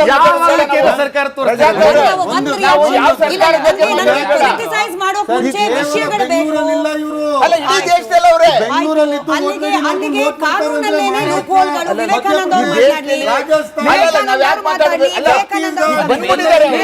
ಅವ್ರಿಗೇನ್ ಗುಂಡಾಕೋಕ್ಕಾಗಲ್ಲ, ಅವ್ರಿಗೇನ್ ಅತ್ಯಂತ ಉಗ್ರವಾದ ನಾವು ಅವ್ರನ್ನ ಆಚೆ ಕಳಿಸ್ಬೇಕು. ಇಲ್ಲಿರೋ ಕೂತ್ಕೊಂಡಿರೋರು ಎಲ್ಲರೂ ಒಂದೇ ತರ ಸಮಾನವಾಗಿ ಹೆಂಗೆ ಇವ್ರನ್ನ ಬಹಳ ಸಾಮರಸ್ಯವಾಗಿ ಏನು ಇಲ್ಲದೆ ಒಡೋಬಿಡ್ರಪ್ಪ ಅಂತ ಹೇಳಿ ಕ್ಲೆನ್ಸಿಂಗ್ ಹೆಂಗ್ ಮಾಡ್ಬೇಕು ಅನ್ನುವಂತ ಕಾರ್ಯಕ್ರಮನ ಮತ್ತೆ ಕಾನೂನು ಬದಲಾವಣೆಗಳು ಹೆಂಗ್ ಮಾಡ್ಕೊಂಡು ಹೋಗ್ಬೇಕು. ಇಲ್ಲಾಂದ್ರೆ ಹಿಡಿದು ಎಲ್ಲ ಒಳಗಕ್ಕಾಗಲ್ಲ. ಸುಲಭ ಮಾತಲ್ಲ ಅದು. ಸರಿ ವಿವೇಕಾನಂದ ಸರ್, ಅಲ್ಲಿಗೆ ಈ ಕೇಂದ್ರ ವರ್ಸಸ್ ರಾಜ್ಯ ಸರ್ಕಾರದ್ದು ಕೇಂದ್ರ ಸರ್ಕಾರದ್ದು ಇದೇ ಜಟಾಪಟಿಯೇ ಆಗಿಬಿಡುತ್ತೆ ಹೊರತು ಕಾನೂನಾತ್ಮಕವಾಗಿ ಏನ್ ಆಪ್ಷನ್ ಇದೆ ಇಂಥವರನ್ನ ಗುರುತಿಸಿ ಹೊರ ಕಳಿಸ್ಲಿಕ್ಕೆ. ನಿಜಾನ ಒಂದ್ ಕೇಸ್ ಬಿತ್ತು ಅಂತಂದ್ರೆ ವರ್ಷಾನ್ಗಟ್ಲೆ ಆಕೆಯನ್ನ ಇಟ್ಕೊಂಡು ಅವ್ರಿಗೆ ಊಟ ಹಾಕಿ ಸ್ಪೆಷಲ್ ಟ್ರೀಟ್ಮೆಂಟ್ ಕೊಡೋದು ಅನಿವಾರ್ಯನ? ಹಿಂಗೊಂದು ಅನುಮಾನ ವೀಕ್ಷಕರಿಗೆ ಬರುತ್ತೆ. ಮ್ಯಾಮ್, ಲೂಪ್ ಹೋಲ್ಸ್ ಅಂತೂ ಇಲ್ಲ. SOP time to time SOP ಬಂದಿದೆ. ಇವಾಗ ಸರ್ ಹೇಳ್ದಂಗೆ ಅವರು ಆರೋಪಿ ಆಗಿದ್ರೆ ಏನ್ ಮಾಡ್ಬೇಕು ಅಂತ, ಆರೋಪಿ ಆದ್ರೆ SOP ಪ್ರಕಾರ ಅವ್ರದ್ದೇನಿರುತ್ತೆ ಅವ್ರ ಮೇಲೆ ಪ್ರಾಸಿಕ್ಯೂಷನ್ ವಿಡ್ರಾ ಮಾಡ್ತಾರೆ. ವಿಡ್ರಾ ಮಾಡ್ಬಿಟ್ಟು ಅವ್ರನ್ನ ಹೊರಗೆ ಕಳಿಸ್ಬೇಕು. That is the SOP. Recent judgement ಕೂಡ ಬಂತು ಎಮೇಕಾ ಜೇಮ್ಸ್ ಅಂತ ಹೇಳ್ಬಿಟ್ಟು. ಅದ್ರಲ್ಲಿ ಕೂಡ SOP ಇಂಪ್ಲಿಮೆಂಟ್ ಮಾಡಿ ಅಂತ ಸ್ಟ್ರಿಕ್ಟ್ ಡೈರೆಕ್ಷನ್ಸ್ ಇದೆ. So there are no loopholes ಅಂತ ಯಾವ್ದು ಇಲ್ಲ. ಆಮೇಲೆ ಕೇಂದ್ರ ಸರ್ಕಾರ ಮಾಡ್ಬೇಕು ರಾಜ್ಯ ಸರ್ಕಾರ ಮಾಡ್ಬೇಕು, ಅದನ್ನ ನಾನು ಆಗ್ಲೇನೆ ಹೇಳ್ದೆ. 1950 ನೋಟಿಫಿಕೇಶನ್ ಹೇಳುತ್ತೆ ಸ್ಟೇಟ್ ಗವರ್ನಮೆಂಟ್ ಐಡೆಂಟಿಫೈ ಮಾಡ್ಬಿಟ್ಟು ಡಿಪೋರ್ಟ್ ಮಾಡ್ಬೇಕಾಗಿರೋದು ಕರ್ತವ್ಯ ಅವ್ರದ್ದು ಅಂತ ಹೇಳ್ಬಿಟ್ಟು. ಇನ್ನೊಂದು ಆಗ್ಲೇ ಹೇಳಿದಾಗ ಅಲ್ಲಿ ಕರ್ಕೊಂಡೋಗಿ ಟ್ರೈನ್ ಆಗ್ಬಿಡೋದು ಅದೆಲ್ಲ ಕಷ್ಟ ಆಗುತ್ತೆ ಅಂತ. ಬಾರ್ಡರ್ ಸೆಕ್ಯೂರಿಟಿ ಫೋರ್ಸ್ ಅವ್ರ ಡ್ಯೂಟಿ, ಇವ್ರದ್ದೇನಿರುತ್ತೆ FRO ಡ್ಯೂಟಿ, ಅವ್ರ ಬಾರ್ಡರ್ ಸೆಕ್ಯೂರಿಟಿ ಫೋರ್ಸ್ ಹತ್ರ ಅವ್ರನ್ನ ಒಪ್ಪಿಸಿದಾಗ they will find it out. ಅವ್ರು ಫೈಂಡ್ ಔಟ್ ಮಾಡಿ ಅವ್ರು ಕಳಿಸೋದ್ ಕ್ರಮ ಅವ್ರು ತಗೋತಾರೆ. ಆಯ್ತು ದಿಲೀಪ್ ಅವರೇ, ಕ್ಷಮೆ ಇರಲಿ, ಒಂದು ಕರೆ ಇದೆ, ಅದನ್ನು ಸ್ವೀಕರಿಸಿ ದಿಲೀಪ್ ಅವ್ರಿಗೆ ಪ್ರಶ್ನೆ ಕೇಳ್ತೀನಿ. ಸೋಮಶೇಖರ್ ಅಂತ ಹೇಳಿ ದೂರವಾಣಿ ಸಂಪರ್ಕದಲ್ಲಿದ್ದಾರೆ. ನಮಸ್ಕಾರ ಸೋಮಶೇಖರ್ ಅವರೇ. ನಮಸ್ಕಾರ ಮೇಡಮ್. ಹೇಳಿ ಸರ್. ಬಾಂಗ್ಲಾದೇಶ ಪ್ರಜೆಗಳು ಹಲೋ ಹೇಳಿ ಸರ್, ಕೇಳಿಸ್ತಾ ಇದೆ, ಮಾತಾಡಿ. ಇಲ್ಲಿ ಬಂದು ಸೇರ್ಕೊಂಡ್ಬಿಟ್ರೆ ಇಲ್ಲೇ ಪಾಡೇನಾಗಬೇಕು? ಇಲ್ಲಿ ಜಾಗಗಳಿಲ್ಲ ಮೇಡಮ್ ಅವರೇ. ಅವ್ರನ್ನೆಲ್ಲ ಕಳಿಸ್ಬೇಕು ಅಲ್ಲ ಸೋಮಶೇಖರ್ ಅವರೇ, ಸೇರ್ಕೊಳಕ್ಕೆ ಬಿಟ್ಟಿರೋದು ನಾವು ನೀವೂನು ಅಲ್ವಾ? ಅಂದ್ರೆ ಅಕ್ಕಪಕ್ಕದ ಮನೇಲಿ ಯಾರಿದ್ದಾರೆ ಅಂತ ಗೊತ್ತಿದ್ದು ಸುಮ್ನಿರ್ತೀವಿ, ಗೊತ್ತು ಮಾಡ್ಕೊಳ್ಳೋ ಪ್ರಯತ್ನಕ್ಕೂ ಹೋಗೋದಿಲ್ಲ. ಎಲ್ಲ ಇದ್ ಮಾಡ್ತಾ ಇದೀವಿ ಮೇಡಮ್, ಈಗೆಲ್ಲ ಎಲ್ಲ ಚೆಕ್ ಮಾಡ್ತಾ ಇದೀವಿ. ಯಾರಿದ್ರೆ ನಿಮಗೆ ಇದ್ ಮಾಡ್ತೀವಿ, ಇನ್ಫಾರ್ಮ್ ಮಾಡ್ತೀವಿ ಮೇಡಮ್. Right sir. ಧನ್ಯವಾದ ಕರೆ ಮಾಡಿದಕ್ಕೆ ದಿಲೀಪ್ ಅವರೇ. ಇವತ್ತು ಪ್ರಿಯಾಂಕ್ ಖರ್ಗೆ ಅವ್ರು ಮಾತನಾಡುವಾಗ ಮತ್ತೊಂದಂದ್ರು, ಅಕ್ರಮವಾಗಿ ಬರ್ತಿರೋರೆಲ್ಲ ಬಹುತೇಕರು ಉತ್ತರ ಭಾರತದ ರಾಜ್ಯಗಳಿಂದಲೇ ಬರ್ತಾ ಇದ್ದಾರೆ. ನಮ್ಮ ರಾಜ್ಯ ಏನು ಯಾವುದೇ ಅಂತಾರಾಷ್ಟ್ರೀಯ ಗಡಿಯನ್ನು ಹೊಂದಿರೋದಲ್ಲ, ಯಾವುದೇ ದೇಶದ ಗಡಿಯನ್ನ ಹೊಂದ್ಕೊಂಡಿರುವ ರಾಜ್ಯ ಅಲ್ಲ. ಹೀಗಾಗಿ ಎಲ್ಲಿಂದ ಬಂದರೂ ಕೂಡ ನಮ್ಮದೇ ದೇಶದ ಬೇರೆ ಯಾವುದೋ ರಾಜ್ಯ, ಅದರಲ್ಲೂ ಎಸ್ಪೆಷಲಿ ಉತ್ತರ ಭಾಗದ ರಾಜ್ಯಗಳಿಂದ where most of the states are ruled by BJP, ಆ ಕಡೆಯಿಂದಲೇ ಬರ್ತಿದ್ದಾರೆ ಅನ್ನೋ ಆರೋಪ ಮಾಡಿದ್ರು. ಸರಿ, ಈಗ ಅಲ್ಲೆಲ್ಲ ಕೇಳಿಸ್ಕೊಂಬಿಡಿ ಪೂರ್ತಿ. ಈಗ ವೆಸ್ಟ್ ಬೆಂಗಾಲ್ ಅಲ್ಲಿ SIR ಆಯ್ತು ಅಂತಂದ್ರೆ ಅಲ್ಲಿಂದ ಟ್ರೈನ್ ಅಲ್ಲಿ ಬಂದ್ಬಿಟ್ರು ಅಂತ ಹೇಳಿ ಮೈಸೂರಿನಲ್ಲಿ ಸಾಕಷ್ಟು ವಿಡಿಯೋಗಳು ವೈರಲ್ ಆಗೋಯ್ತು. ಅಂದ್ರೆ ನಿಮ್ ವೆಸ್ಟ್ ಬೆಂಗಾಲ್ ಇಂದ ಆಚೆ ಹಾಕೋ ಪ್ರಯತ್ನ BJP ಸರ್ಕಾರ ಮಾಡ್ತಿದೆ. ಸರಿ, ಆಚೆ ಹಾಕ್ಬೇಕಾಗಿರೋದು ಎಲ್ಲಿಗೆ? ಕರ್ನಾಟಕಕ್ಕ ಅಥವಾ ಕೇರಳಾಗ ಅಥವಾ ತಮಿಳ್ನಾಡಿಗ? ವೆಸ್ಟ್ ಬೆಂಗಾಲ್ ನಿಂದ ನಿಜವಾಗ್ಲೂ ಹೋಗ್ಬೇಕಾಗಿರೋದು ಬಾಂಗ್ಲಾದೇಶಕ್ಕೋ ನೇಪಾಲ್ಗೋ ಭೂತಾನ್ಗೋ, ಎಲ್ಲಿ ಬಂದಿದ್ದಾರೋ ಅಲ್ಲಿಂದ. ನೋಡಿ, ಅವ್ರ ಪ್ರಶ್ನೆನಲ್ಲೇನೆ ಉತ್ತರ ಇದೆ. ಪ್ರಿಯಾಂಕ ಖರ್ಗೆ ಅವ್ರ ಪ್ರಶ್ನೆನಲ್ಲೇನೆ ಉತ್ತರ ಭಾರತದಿಂದ ಕರ್ನಾಟಕಕ್ಕೆ ಬರ್ತಾ ಇದ್ದಾರೆ. ಯಾಕೆ ಬರ್ತಾ ಇದ್ದಾರೆ ಕರ್ನಾಟಕಕ್ಕೆ? ಇಲ್ಲಿ ಸಾಫ್ಟ್ ಕಾರ್ನರ್ ಇದ್ದಾರೆ, ತಪ್ಪಿಸ್ಕೊಂಡು ಯಾಕೆ ಬರ್ತಾ ಇದ್ದಾರೆ? ಈಗ ಒಬ್ಬ ಕಳ್ಳ ತಪ್ಪಿಸ್ಕೊಂಡು ಇನ್ನೊಂದು ಮನೆಗೆ ಹೋಗ್ತಾನೆ ಅಂತಂದ್ರೆ ಯಾಕೆ ಹೋಗ್ತಾನೆ? ಆ ಮನೆಯಲ್ಲಿ ಅವ್ನಿಗೆ ಕಳ್ತನ ಮಾಡ್ಲಿಕ್ಕೆ ಅವಕಾಶ ಇದೆ ಅಂತ ಹೋಗ್ತಾನೆ, ಅದಕ್ಕೋಸ್ಕರ ಬರ್ತಾ ಇದ್ದಾರೆ. ಸೊ ಪ್ರಿಯಾಂಕ ಖರ್ಗೆ ಅವ್ರು ಹೇಳ್ಬೇಕು, ಇವತ್ತು ಉತ್ತರ ಕೊಡ್ಬೇಕು. ಸ್ವಾಮಿ ಬೆಂಗಳೂರಿಗೆ ಯಾಕೆ ಬರ್ತಾ ಇದ್ದಾರೆ ಅಲ್ಲಿಂದ? West Bengal, please listen. ಬೆಂಗಳೂರಿಗೆ ಯಾಕೆ ಬರ್ತಾ ಇದ್ದಾರೆ? ವೆಸ್ಟ್ ಬೆಂಗಾಲಿಂದ ಆಗಿರ್ಬೋದು, ಅಸ್ಸಾಮಿಂದ ಆಗಿರ್ಬೋದು, ಗುಜರಾತಿಂದ ಆಗಿರ್ಬೋದು, ಮಧ್ಯಪ್ರದೇಶದಿಂದ ಆಗಿರ್ಬೋದು, ಅಲ್ಲಿರ್ತಕ್ಕಂಥವ್ರು ಗಡಿಪಾರ್ ಮಾಡ್ತಕ್ಕಂಥ ಕೆಲಸವನ್ನ ಮಾಡ್ತಾ ಇದ್ದಾರೆ. ನೀವ್ಯಾಕೆ ಮಾಡಕ್ಕಾಗ್ತಲ್ಲ? ನಿಮ್ಗೆ ಹೇಳ್ದೆ ಅಸ್ಸಾಂ ಡೇಟಾ ಹೇಳಿದ್ರೆ ಹೇಳ್ತೀನಿ, ಡೇಟಾ ಹೇಳಲಿಕ್ಕೆ ಸಮಯ ಆಗುತ್ತೆ. ಆದ್ರೆ ಇವತ್ತು ಮೇಡಮ್ ಇಸ್ ಅ ಕ್ಲಿಯರ್, ಇವತ್ತು ಯಾರೇ ಆಗಿರ್ಲಿ, ನಾವಿವತ್ತು ಅಬ್ದುಲ್ ರಜಾಕ್ ಅವ್ರಿಗೆ ಹೇಳ್ತೀನಿ, ಮತ್ತೆ ಇವ್ರು ಎಡೆಹೊಳಿ ಅವ್ರಿಗೆ ಹೇಳ್ತೀನಿ, ನಾವಿಲ್ಲಿ ಧರ್ಮವನ್ನ ಹೇಳ್ತಿರೋದು ಬೇಡ. ಅವ್ರು ಯಾರೇ ಆಗಿರ್ಲಿ, ಮಾತಾಡಕ್ಕೆ ಅವಕಾಶ ಕೊಡ್ತಾರೆ ಹೇಳೋದು. ಹಿಂದೂಗಳು ಯಾವ ಬಾಂಗ್ಲಾದೇಶದಿಂದ ಯಾರಾದ್ರೂ ಬರ್ಲಿ, ಕೇಳಿಸ್ಕೊಡ್ರಿ ಒಂದು ನಿಮಿಷ, ನಾನು ಉತ್ತರ ಕೇಳಿಸ್ಕೊಡ್ರಿ ಫಸ್ಟ್, ಆಮೇಲೆ ಮಾತಾಡ್ರಿ ನೀವು. ನೋಡಿ, ಮುಸ್ಲಿಂ ಆಗಿರ್ಬೋದು, ಹಿಂದೂ ಆಗಿರ್ಬೋದು, ಕ್ರೈಸ್ತ ಆಗಿರ್ಬೋದು, ಯಾವುದೇ ಧರ್ಮದವ್ರು ಈ ದೇಶಕ್ಕೆ ಬಂದ್ರೆ ಕಾನೂನಾತ್ಮಕವಾಗಿ ಬರಬೇಕು, ಕಾನೂನು ವಿರುದ್ಧವಾಗಿ ಬರಂಗಿಲ್ಲ. ಅಕಸ್ಮಾತ್ ಬೇರೆ ಧರ್ಮದವ್ರು ಬಂದ್ರು ಸಹ ನಮ್ಮಲ್ಲಿ CAB ಅಂತ ಒಂದು ಆಕ್ಟ್ ಇದೆ, ಸಿಟಿಜನ್ ಅಮೆಂಡ್ಮೆಂಟ್ ಬಿಲ್ ಅಂತಕ್ಕಂಥ ಒಂದು ಆಕ್ಟ್ ಇದೆ. ಆಕ್ಟ್ ಅನ್ನ ತಂದಿದ್ದಾರೆ. ಅದ್ರ ಪ್ರಕಾರ ಅವ್ರು ಪೌರತ್ವವನ್ನು ತೆಗೆದುಕೊಳ್ಳಿ. ಪೌರತ್ವ ತೆಗೆದುಕೊಂಡಿರೋರು ಮಾತ್ರ ಈ ದೇಶದಲ್ಲಿ ಇರಬೇಕು. ಪೌರತ್ವ ತೆಗೆದುಕೊಳ್ಳದಲ್ಲ ಇರ್ತಕ್ಕಂಥವ್ರು ಈ ದೇಶದಿಂದ ಆಚೆ ಹೋಗ್ಬೇಕು. ಮತ್ತೆ ಇನ್ನೊಂದು ಮೇಡಮ್, ಇವತ್ತು ನಮ್ಮಲ್ಲಿ ರಾಜ್ಯದಲ್ಲಿ ಆಗ್ತಾ ಇರ್ತಕ್ಕಂಥ ಸಮಸ್ಯೆ ಏನು, ನಮ್ಮಲ್ಲಿ ಇನ್ಫ್ರಾಸ್ಟ್ರಕ್ಚರ್ ಕೊಡ್ತಾ ಇದೆ. ಡಿಟೆನ್ಷನ್ ಸೆಂಟರ್ ಅಂತ ಹೇಳಿ ಮಾಡಿದ್ದಾರೆ ನೆಲಮಂಗಲ ಹತ್ರ. ಅಲ್ಲಿ 50 ಜನ ಇಡಕ್ಕಾಗಲ್ಲ, 100 ಜನ ಇಡಕ್ಕಾಗಲ್ಲ. ಇನ್ಫ್ರಾಸ್ಟ್ರಕ್ಚರ್ ಅನ್ನು ಕೇಂದ್ರ ಸರ್ಕಾರ ಮಾಡಬೇಕು ಅಂದ್ರೆ ಖಂಡಿತ ಇಲ್ಲ, ರಾಜ್ಯ ಸರ್ಕಾರದ ಕರ್ತವ್ಯ. ಒಂದು ನಿಮಿಷ ಮೇಡಮ್, ಪ್ಲೀಸ್. ಇವತ್ತು ರಾಜ್ಯ ಸರ್ಕಾರ ಮಾಡ್ಬೇಕಾಗಿರ್ತಕ್ಕಂಥದ್ದು ಅವ್ರ ಕರ್ತವ್ಯ. ಆದ್ರೆ ದುರಾದೃಷ್ಟವಶಾತ್ ಅವರು ಅಲ್ಲಿ ಆ ಕೆಲಸವನ್ನ ಮಾಡ್ತಾ ಇಲ್ಲ, ಕರ್ತಕ್ಕಂಥ ಕೆಲಸವನ್ನ ಮಾಡ್ತಾ ಇಲ್ಲ. ಇನ್ನೊಂದು ಮೇಡಮ್, ಇಲ್ಲಿ ಇವತ್ತು ಅಸ್ಸಾಮಿಂದ ಆಗಿರ್ಬೋದು, ವೆಸ್ಟ್ ಬೆಂಗಾಲ್ ಇಂದ ಆಗಿರ್ಬೋದು, ಅವ್ರು ಬರ್ತಕ್ಕಂಥದ್ದು ಏನ್ ಮಾಡ್ತಾರೆ, ಒಂದು ಈಗ ಯಾರೋ ಈಗ ಹಿಂದೂ ಕಾರ್ಯಕರ್ತರು ವಿಚಾರ ಹೇಳಿದ್ರು, ಹಿಂದೂ ಕಾರ್ಯಕರ್ತರು ಹೋಗ್ಬಿಡ್ತಾರೆ, ಅವ್ರನ್ನ ಕೇಳ್ತಾರೆ ಅಂತ. ಯಾಕೆ ಕೇಳಬಾರ್ದು? ನಾನೊಬ್ಬ ಭಾರತೀಯ ಮೇಡಮ್, ನೀನ್ ಯಾಕಪ್ಪ ಬೇರೆ ದೇಶದ ನಮ್ಮ ದೇಶಕ್ಕೆ ಬಂದಿದ್ಯಾ ಅಂತ ಕೇಳ್ತಕ್ಕಂಥದ್ದು ನನ್ನ ಹಕ್ಕು. ಕೇಳೋದಕ್ಕೂ ಮೋಹನ್ ಭಾಗವತರು ಮೊನ್ನೆ ಹೇಳಿದ್ರು ಸರ್, ಪ್ರೊಟೆಸ್ಟ್ ಮಾಡ್ಲಿಕ್ಕೂ ಕೂಡ ಕೆಲವೊಂದು ಪ್ಯಾಟರ್ನ್ ಇರುತ್ತೆ, ಅದನ್ನ ದಾಟಬಾರ್ದು. ಹಂಗೇನೆ ಪ್ರಶ್ನೆ ಕೇಳಕ್ಕೂ ಒಂದು ಪ್ಯಾಟರ್ನ್ ಇರುತ್ತೆ. ನಾವು ಎಲ್ಲಾದ್ರೂ ಹಲ್ಲೆ ಮಾಡಿದೀವಿ, ಈಗೆಲ್ಲ ಕೇಳಿದೀವಿ, ದಿಲೀಪ್ ಅವರೇ, ಲೀಗಲಿ ಅಂದ್ರೆ ಯಾವ್ದೋ ಒಂದು ಗುಡಿಸ್ಲು ಶೆಡ್ಡು ಅದ್ರ ಒಳಗಡೆ ಕೇಳ್ದಲೆ ಹೋಗ್ಬಿಡೋದು, ಲೋಕಲ್ ಪೊಲೀಸರ ಸಹಾಯ ತಗೊಳ್ದೇ ಇರೋದು, ಈ ಪ್ರಶ್ನೆಗೆ ನಾನು ಉತ್ತರ ಕೊಡ್ತೀನಿ. ರಾಜ್ಯ ಸರ್ಕಾರ ಇಷ್ಟೆಲ್ಲ ದೊಡ್ಡ ಅಕ್ರಮ ಬಾಂಗ್ಲಾದೇಶಿ ವಲಸಿಗರು ಇದ್ದಾರೆ ಅಂತ ಹೇಳ್ಬಿಟ್ಟು ಕಣ್ಮುಚ್ಕೊಂಡು ಸುಮ್ಮನೆ ಕೂತ್ಕೊಂಡಿದ್ರೆ, ನಾವು ಈ ಭಾರತದಲ್ಲಿ ಅನ್ನ ತಿಂತಾ ಇರ್ತಕ್ಕಂಥವ್ರು, ಈ ಭಾರತದಲ್ಲಿ ಇರ್ತಕ್ಕಂಥವ್ರು, ಇವ್ರ ಅಕ್ರಮ ವಲಸಿಗರನ್ನ, ನಾನು ಯಾವ ಧರ್ಮವನ್ನ ಮಾತಾಡ್ತಾ ಇಲ್ಲ, ನೈಜೀರಿಯಾ ಆಗಿರ್ಲಿ, ಬಾಂಗ್ಲಾದೇಶ ಆಗಿರ್ಲಿ, ಯಾವನೇ ಆಗಿರ್ಲಿ, ಅವ್ರನ್ನ ನೋಡ್ಕೊಂಡು ಇವ್ರು ಸುಮ್ಮನೆ ಕೂತಿದ್ದಾರೆ ಅಂತ ನಾವು ಯಾಕೆ ಪ್ರಶ್ನೆ ಮಾಡಬಾರ್ದು? ಯಾವಾಗ ಸರ್ಕಾರ ಫೇಲ್ಯೂರ್ ಆಗುತ್ತೋ ಅವಾಗ ಜನ ಬೀದಿಗೆ ಬರ್ತಾರೆ. ಇವತ್ತು ಜನ ಬೀದಿಗೆ ಹೋಗಿರೋದು ಯಾಕೆ? ಸರ್ಕಾರ ಫೇಲ್ಯೂರ್ ಆಗಿರೋದು. ದೂರವಾಣಿ ಸಂಪರ್ಕದಲ್ಲಿದ್ದಾರೆ ನಮ್ಮ ವೀಕ್ಷಕರು. ನಮಸ್ಕಾರ ಗೋವಿಂದರಾಜ್ ಅವರು. ಮೇಡಮ್ ನಮಸ್ಕಾರ ಮೇಡಮ್. ಹೇಳಿ ಸರ್. ನಾನು ನಿಮ್ಮ ಪ್ರೋಗ್ರಾಮ್ ಸ್ಟಾರ್ಟ್ ಆದಾಗಳಿಂದ ನೋಡ್ತಾ ಇದ್ದೀನಿ. ಭಾರತದ ಬಗ್ಗೆ, ಕರ್ನಾಟಕ ರಾಜ್ಯದ ಬಗ್ಗೆ ಅಲ್ಲಿ ಕುಂತಿರ್ತಕ್ಕಂತ ಲಾಯರ್ ಸಾಹೇಬರು ಮತ್ತು ನಿವೃತ್ತ ಪೊಲೀಸ್ ಅಧಿಕಾರಿಗಳು ಮತ್ತೆ ನಿಮ್ಮ ಹಿರಿಯ ಪತ್ರಕರ್ತರು ಬಿಟ್ರೆ ಇನ್ಯಾರಿಗೂ ನಿಮ್ಮ ಚಾನಲ್ ಕಾಳಜಿ ಇಲ್ಲ. ನಮ್ ಚಾನಲ್ಗೂ ಕಾಳಜಿ ಇಲ್ಲ ಸರ್. ನಾವು ಚರ್ಚೆ ಮಾಡ್ತಿರೋದೇನಕ್ಕೆ? ಕಾಳಜಿ ಇರೋದಕ್ಕೇನೆ. ನಾನು ಮುಗಿಸ್ಬಿಡ್ತೀನಿ ಮೇಡಮ್ ಅವರೇ. ಅಲ್ಲಲ್ಲ ಸರ್, ನೀವು ಬಹುಶಃ ನನ್ಗೆ ಕಾರ್ಯಕ್ರಮ ನೀವು ಎಷ್ಟು ನೋಡಿದಿರಿ ಗೊತ್ತಿಲ್ಲ. ರಿಪಬ್ಲಿಕ್ ಕನ್ನಡದಲ್ಲಿ ನಿರಂತರವಾಗಿ 1 ವರ್ಷದಿಂದ ಅಕ್ರಮ ನಿವಾಸಿಗಳಲ್ಲಿ ಎಲ್ಲೆಲ್ಲಿದ್ದಾರೆ ಅಂತ ಹೇಳಿ ಸ್ಟಿಂಗ್ ಆಪರೇಷನ್ ಗಳು ಮಾಡಿದೀವಿ. ಪೊಲೀಸರ ಕಾರ್ಯಾಚರಣೆ ಬಗ್ಗೆ ನಾವು ಮಾಹಿತಿಯನ್ನು ತಿಳಿಸಿದೀವಿ. ಕಾನೂನು ಏನು ಅನ್ನೋದ್ರ ಬಗ್ಗೆ ಎಕ್ಸ್ಪರ್ಟ್ ಗಳನ್ನ ಕರ್ಕೊಂಡ್ಬಂದು ಕೂರಿಸಿದೀವಿ. ನೀವು ಕಾಳಜಿ ಇಲ್ಲ ಅಂತ ಹೇಳಿ ಯಾಕೆ ಹೇಳಿದ್ರು ಗೊತ್ತಿಲ್ಲ. ಮುಂದುವರಿಸಿ ಸರ್, ಮುಂದುವರಿಸಿ. ಏನಿಲ್ಲ ಮೇಡಮ್, ಇವರು ಅವರವರ ಪಕ್ಷಗಳು ಅವರವರ ಧರ್ಮದ ಬಗ್ಗೆ ಕಿತ್ತಾಡೋದಕ್ಕಿಂತನೂ ಭಾರತಕ್ಕೂ ರಾಜ್ಯಕ್ಕೆ ಏನ್ ಅನುಕೂಲ ಆಗುತ್ತೆ. ಈಗ ಒಬ್ಬ ಯಾರನ್ನ ಟೆರರಿಸ್ಟ್ ಬಂದ್ರೆ NIA ಅಂತ ಬರುತ್ತೆ ಬೆಂಗಳೂರಿಗೆ. ಆ ರೀತಿಯಾಗಿ ಎಲ್ಲ ಸಮನ್ವಯ ಸಾಧಿಸಿ ರಾಜ್ಯ ಮತ್ತು ಕೇಂದ್ರ ಮಾಡ್ಕೊಂಡು ಹೋದ್ರೆ ಯಾವ ನುಸುಳುಕೋರು ಇಲ್ಲ, ಯಾವ್ದು ಇಲ್ಲ. ಗೋವಿಂದರಾಜ್ ಅವರೇ ಕ್ಷಮೆ ಇರ್ಲಿ. ಈಗ 1.25 ಗಂಟೆಯಿಂದ ಅಲ್ಲ ಗೋವಿಂದರಾಜ್ ಸರ್, ನಾನು ಕೇಳಿಸ್ಕೊಂಡೆ, ಇವಾಗ ನೀವು ಕೇಳಿಸ್ಕೊಳ್ಳಿ. ಬಹುಶಃ ನೀವು ಇವಾಗ ಯಾವಾಗ್ಲೂ ಆನ್ ಮಾಡ್ಕೊಂಡ್ರಿ ಅನ್ಸತ್ತೆ ಟಿವಿ. ಕಳೆದ 1.25 ಗಂಟೆಯಿಂದ ನಾವು ಇದನ್ನೇ ಮಾತಾಡಿರೋದು ಸರ್. ರಾಜ್ಯ ಸರ್ಕಾರದ ಏನ್ ಹೊಣೆ, ಕೇಂದ್ರ ಸರ್ಕಾರದ ಏನ್ ಹೊಣೆ, ನಮಗೆ ಕಾಳಜಿ ಇರೋದಕ್ಕೆ ರಿಪಬ್ಲಿಕ್ ಮೀಡಿಯಾ ನೆಟ್ವರ್ಕ್ಗೆ ಯಾವಾಗ್ಲೂ ಕೂಡ ನೇಷನ್ ಫಸ್ಟ್ ಸರ್ ಕೇಳಿಸ್ಕೊಳ್ಳಿ.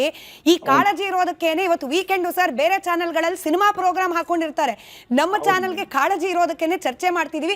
ಹೆಚ್ಚು ರಿಪಬ್ಲಿಕ್ ಕನ್ನಡ ನೋಡಿ ಸರ್, ನಿಮ್ಗಿರೋ ಅನುಮಾನ ಬಗೆಹರಿಯುತ್ತೆ. ಥ್ಯಾಂಕ್ ಯು ಸೋ ಮಚ್ ಕರೆ ಮಾಡಿದಕ್ಕೆ. ನೀವೇ ದಿಲೀಪ್ ಅವರು ಉತ್ತರ ಕೊಡ್ತಾ ಇದ್ರು, ಅದನ್ನ ಕಂಟಿನ್ಯೂ ಮಾಡ್ಬೋದು. 10 ಸೆಕೆಂಡ್ ಅದಾದ್ಮೇಲೆ ಒಂದ್ ನಿಮಿಷ ಮೇಡಮ್. ನೋಡಿ, ಇಷ್ಟೆಲ್ಲ ಸಮಸ್ಯೆ ಆಗ್ತಾ ಇರ್ತಕ್ಕಂಥ ನೋಡಿ, ಅವ್ರು ಹೇಳಿದ್ದು ಸರಿ ಇದೆ. ಯಾವ ರೀತಿ ಅಂತಂದ್ರೆ ಮೇಡಮ್, ಇವತ್ತು ಅಕ್ರಮ ವಲಸಿಗರುಗಳು ಬರ್ತಾ ಇರ್ತಕ್ಕಂಥವ್ರು ಏನ್ ಮಾಡ್ತಾ ಇದ್ದಾರೆ, ಯಾವುದೋ ಒಂದು ಹಳ್ಳಿನಲ್ಲಿ, ಉದಾಹರಣೆಗೆ ನಾನು ತುಮಕೂರು ಮೇಡಮ್ ಕುಣಿಗಲ್ ಭಾಗದಿಂದ ಬರ್ತೀನಿ, ನೀವು ನನ್ನ ಜೊತೆ ಬಂದ್ರೆ ನಿಮಗೆ ನಾನು ತೋರಿಸ್ತೀನಿ. ನಾನು ಸಹ ಅಲ್ಲಿ ಹೋಗಿ ಜನಗಳ ಪೊಲೀಸ್ನವ್ರಿಗೆ ಹೇಳ್ತಕ್ಕಂಥ ಕೆಲಸವನ್ನ ಮಾಡಿದೆ. ಅಲ್ಲೊಂದು 50 ಜನ 100 ಜನ ಶೆಡ್ ಹಾಕೊಂಡು ಅಲ್ಲಿ ಹೋಗಿ ಕೃಷಿ ಚಟುವಟಿಕೆಗಳನ್ನ ಮಾಡ್ತಕ್ಕಂಥ ಕೆಲಸವನ್ನ ಮಾಡ್ತಾರೆ. ಆ ಲೋಕಲ್ ಅವ್ರಿಗೆ ಎಂಪ್ಲಾಯ್ಮೆಂಟ್ ಸಿಗೋದಿಲ್ಲ. ಇಲ್ಲಿ ಬರ್ತಾರೆ, ಇಲ್ಲಿ ಕಸ ಎತ್ತಕ್ಕಂಥ ಕೆಲಸ, ಮತ್ತೊಂದು ಕೆಲಸ, BBMP ಕೆಲಸ. ಸ್ವತಃ ಸರ್ಕಾರದ BBMP ನಲ್ಲಿ ಕೆಲಸಕ್ಕೆ ಸೇರ್ಕೊಂಡಿದ್ದಾರಲ್ಲ ಇವರು. ಮತ್ತೆ ಸರ್ಕಾರ ಯಾವ ರೀತಿ ಕೆಲಸ ಮಾಡ್ತಾರೆ? ಇನ್ನೊಂದು ಮೇಡಮ್, ಇವರು ಸರ್ಕಾರ ಯಾವ ಮಟ್ಟಕ್ಕೆ ತೊಟ್ಲು ತೂಗೋದು ಮತ್ತೆ ಬಗುನು ಜಿಂಡ್ತಕ್ಕಂಥ ಕೆಲಸವನ್ನ ಮಾಡ್ತಾರೆ ಅಂತಂದ್ರೆ, ಒಂದ್ ಕಡೆ PRC ನಲ್ಲಿ ಅವ್ರಿಗೆ ಇದು ಕೊಡ್ತಾರಂತೆ, ಸರ್ಕಾರ ಒಂದ್ ಕಡೆ ಆಚೆ ಕಳಿಸ್ತಾರಂತೆ. ಇವ್ರನ್ನ ಇಂಥ ಕಳ್ಳರನ್ನ ನಂಬ್ಲಿಕ್ಕೆ ಆಗುತ್ತಾ ಮೇಡಮ್? ಇದು ಹೆಂಗೆ ಅಂತಂದ್ರೆ ಸುಮ್ನೆ ನಾನು ಹತ್ತಂಗ್ ಮಾಡು, ಜಿಂಡ್ತಂಗ್ ಮಾಡ್ತೀನಿ ಅಂತಕ್ಕಂಥ ಕೆಲಸವನ್ನ ಮಾಡ್ತಿದ್ದಾರೆ. ರಾಜ್ಯ ಸರ್ಕಾರದ ಮೇಲೆ ಯಾವುದೇ ಕಾರಣಕ್ಕೂ ನಂಬಿಕೆ ಇಲ್ಲ. ಅಕ್ರಮ ವಲಸಿಗರನ್ನ ಆಚೆ ಹಾಕ್ತಾರೆ ಅಂತಕ್ಕಂಥದ್ದು. ರಜಾಕ್ ಅವರೇ, ಇದೇ ಅನುಮಾನ ಇದು ಎಸ್ಪೆಷಲಿ SIR ಶುರುವಾದಾಗ ನಾವು PRC ಕೊಡ್ತೀವಿ ಅಂತ ಹೇಳಿ ಯಾವಾಗ ರಾಜ್ಯ ಸರ್ಕಾರ ನಿರ್ಧಾರ ಮಾಡ್ತು. ಈ ವೋಟ್ ಬ್ಯಾಂಕು ಎಸ್ಪೆಷಲಿ ಯಾರೆಲ್ಲ ಇಲ್ಲಿಗಲ್ ಬಂದು ಇಲ್ಲಿ ವೋಟರ್ ಐಡಿ ಪಡ್ಕೊಂಡಿದ್ದಾರೆ ಅವ್ರನ್ನ ಉಳಿಸ್ಕೊಳ್ಳೋಕೆನೆ ಇದನ್ನ ಕೊಡ್ಲಿಕ್ಕೆ ಮುಂದಾಗ್ತಿದ್ದಾರೆ ಅನ್ನೋ ಗಂಭೀರವಾದ ಆರೋಪ ಆಯ್ತು. ರಜಾಕ್ ಅವರೇ, ನಾನು ಮತ್ತೆ ಕೇಳ್ತೀನಿ, ಇಲ್ಲಿನ ಸಮುದಾಯದವರು, ಇಲ್ಲಿನ ಮುಸಲ್ಮಾನ್ ಸಮುದಾಯದವರು ವೋಟ್ ಹಾಕಿ ಅವ್ರಿಗೆ ಬೇಕಾದ ಜನಪ್ರತಿನಿಧಿಯನ್ನ ಆಯ್ಕೆ ಮಾಡಬೇಕು, ಇದು ಲೀಗಲ್. ನಾವು ಈ ಧರ್ಮದವರು ಅನ್ನೋ ಕಾರಣಕ್ಕೆ PRC ತಗೊಂಡೋ ವೋಟರ್ ಐಡಿ ತಗೊಂಡೋ ನಾವು ಡಿಸೈಡ್ ಮಾಡ್ತೀವಿ ಅನ್ನೋದಿದೆಯಲ್ಲ, ನಿಮ್ ಸಮುದಾಯಕ್ಕೂ ಅಂದ್ರೆ ಈ ರಾಜ್ಯದಲ್ಲಿ ಇರ್ತಕ್ಕಂಥ ನಿಮ್ ಸಮುದಾಯದವರು ಮಾಡ್ತಿರೋ ಅನ್ಯಾಯ ಇದು. ಯಾರಿಗೂ ಅನ್ಯಾಯ ಮಾಡಕ್ ಸಾಧ್ಯವೇ ಇಲ್ಲ. ಆಚೆಯಿಂದ ಬಂದು ಇಲ್ಲಿ ವೋಟರ್ ಐಡಿ ಮಾಡಿಸ್ಕೊಂಡು ಇವಾಗ SIR ಬೇರೆ ನಡೀತಾ ಇದೆ, ಇವರೆಲ್ಲ ಇಲ್ಲಿ ಕಿತ್ಕೊಂಡು ಸುಮ್ಮನೆ ಕೂಗಾಡ್ಕೊಂಡು ಹಂಗೆ ಹಿಂಗೆ ಅಂತ BJPನವರು. ಅಷ್ಟೇ ಕಾಳಜಿ ಇದ್ರೆ ಪ್ರಪಂಚದಲ್ಲಿ ಎಲ್ಲೂ ಇಲ್ಲದೆ ಬಾಂಗ್ಲಾದೇಶದಿಂದನೇ ಒದ್ದಿ ಓಡಿಸಿದಿಕ್ಕೆ ಶೇಖ್ ಹಸೀನಾಗೆ ಮೊದಲು ಬಾಗಲ್ ಓಪನ್ ಮಾಡಿದವ್ರು ಯಾರು? ಅದು ಏರ್ಪೋರ್ಟ್ಗೆ ಬಂದಿಲ್ಲ, ಗಾಜಿಯಾಬಾದ್ ಡೈರೆಕ್ಟ್ ಇಂಡಿಯಾ ದೇಶದ ಸೇನೆಯ ಒಂದು ಸ್ಪೆಷಲ್ ಏರ್ಪೋರ್ಟ್ ಗಾಜಿಯಾಬಾದ್ ಉತ್ತರ ಪ್ರದೇಶದಲ್ಲಿ, ಅಲ್ಲಿನ ಕರ್ಕೊಂಡ್ಬಂದ್ಬಿಟ್ಟು ಶೇಖ್ ಹಸೀನಾನ ಕುಂಡ್ರಿಸ್ಕೊಂಡಿದ್ ಯಾರು? ಅಂದ್ರೆ ನಿಮ್ಗೆ ಡಿಪ್ಲೊಮೆಸಿಗೂ ಇಲ್ಲಿಗಲ್ ಇಮಿಗ್ರೆಸಿಗೂ ವ್ಯತ್ಯಾಸ ಇಲ್ಲ ಅಂತ ಹೇಳ್ತೀರಾ ಸರ್? ಪ್ರಪಂಚದಲ್ಲಿ ಯಾವನೂ ಸೇರಿಸಿಲ್ಲ. ಡಿಪ್ಲೊಮೆಸಿಗೂ ಇಲ್ಲಿಗಲ್ ಇಮಿಗ್ರೇಷನ್ಗೂ ವ್ಯಾತ್ಯಾಸ ಇಲ್ಲ ಅಂತ ಹೇಳ್ತೀರಾ ಸರ್? ಇವತ್ತಿಗೆ 2 ವರ್ಷ, ಇವತ್ತಿಗೆ 2 ವರ್ಷ. ಇದು 5th August ಹಿಂಸಾಚಾರಿಗಳ ಪರ ಮಾತಾಡ್ತಾ ಇದ್ದಾರೆ. ಇದು ಇಟ್ಸ್ ಅ ಡಿಪ್ಲೊಮೆಸಿ. ಅದು ಡಿಫರೆನ್ಸ್ ಗೊತ್ತಿಲ್ಲಲ್ಲ ಇರ್ತಕ್ಕಂತ ವ್ಯಕ್ತಿಗಳು. ಇಂಟರ್ನ್ಯಾಷನಲ್ ಅಫೇರ್ಸ್ ಅಲ್ಲ, ಡಿಪ್ಲೊಮೆಸಿಗೂ ಅಕ್ರಮ ವಲಸಿಗರನ್ನು ವ್ಯತ್ಯಾಸ ಗೊತ್ತಿಲ್ಲ. ನಿಮ್ಮ ಮಾತನ್ನು ಕೇಳಿಸ್ಕೊಂಡ್ವಿ ರಜಾಕ್ ಅವ್ರ ಮಾತು. Present yourself on an international channel first. I speak on BBC. ಇಲ್ಲಿ ಮಾತಾಡಿ, ರಾಜ್ಯದ್ದು ನೀವೆಲ್ಲೇ ಮಾತಾಡಿರ್ಬೋದು, ಕರ್ನಾಟಕ ಮಾತಾಡ್ರಿ, ಅದು ಬೇಕಿಲ್ಲ ನಮಗೆ. ನಾನ್ ಕನ್ನಡಿಗ ರೀ, ನೀವು ಬರೀ ಭಾರತೀಯ ಆದ್ರೆ ಆಮೇಲೆ ಬರೋದು ಭಾರತೀಯ, ನಾನು ಸೆಕೆಂಡ್ ಭಾರತೀಯ, ನಾನು ಫಸ್ಟ್ ಕನ್ನಡಿಗ. ಫಸ್ಟ್ ಪ್ರಶಸ್ತಿ ಯಾರಿಗೆ ಸಿಕ್ತು ಅನ್ನೋದೇ ಗೊತ್ತಿಲ್ಲ. ಬೇರೆ ನಾನು ಹೇಳ್ತಿರೋದು ಇಷ್ಟೇ, ಇದು ರಾಜ್ಯ ಸರ್ಕಾರದ ವಿಷಯನೇ ಆಗಿರ್ಬೋದು. ಇಷ್ಟೆಲ್ಲ ಸರ್ಕಸ್ ಮಾಡಕ್ಕಿಂತ ಮುಂಚೆ ಕೇಂದ್ರ ಸರ್ಕಾರ 8 ಲಕ್ಷ ಕೋಟಿ ಡಿಫೆನ್ಸ್ ಬಜೆಟ್ ಸರಿ ಖರ್ಚು ಮಾಡ್ತಿರೋದು ಎಲ್ಲಿ? ಸರಿ, ಹೆಂಗ್ ಬಂದ್ಬಿಡ್ತಾರೆ ಒಳಗಡೆ? ರೈಲ್ವೇಸ್ ಅಲ್ಲಿ ಸುಮ್ನೆ ಹೋಗ್ಬಿಟ್ಟು ಏನು ಬಸ್ ಸ್ಟಾಪ್ ಅದು? ಟಿಕೆಟ್ ತಗೊಂಬೇಕಾದ್ರೆ ಆಧಾರ್ ಕಾರ್ಡ್ ಕೊಡ್ಬೇಕಾ? ಆಧಾರ್ ಕಾರ್ಡ್ ಅವರು ರೈಲ್ವೇಸ್ ಅಲ್ಲಿ ಟಿಕೆಟ್ ಬುಕ್ ಮಾಡೋಕ್ಕಿಂತ ಮುಂಚೆ ರಿಯಲ್ ಆಧಾರ್ ಡೂಪ್ಲಿಕೇಟ್ ಆಧಾರ್ ಗೊತ್ತಾಗಲ್ವಾ? ಇದೆಲ್ಲ ಕುಣಿಗಲಿಂದ ಬಂದು ಕಿವಿ ಮೇಲೆ ಕಿವಿ ಮೇಲೆ ಹೋಗ್ಕೊಂಡು ಏನು ಗೊತ್ತಿಲ್ಲ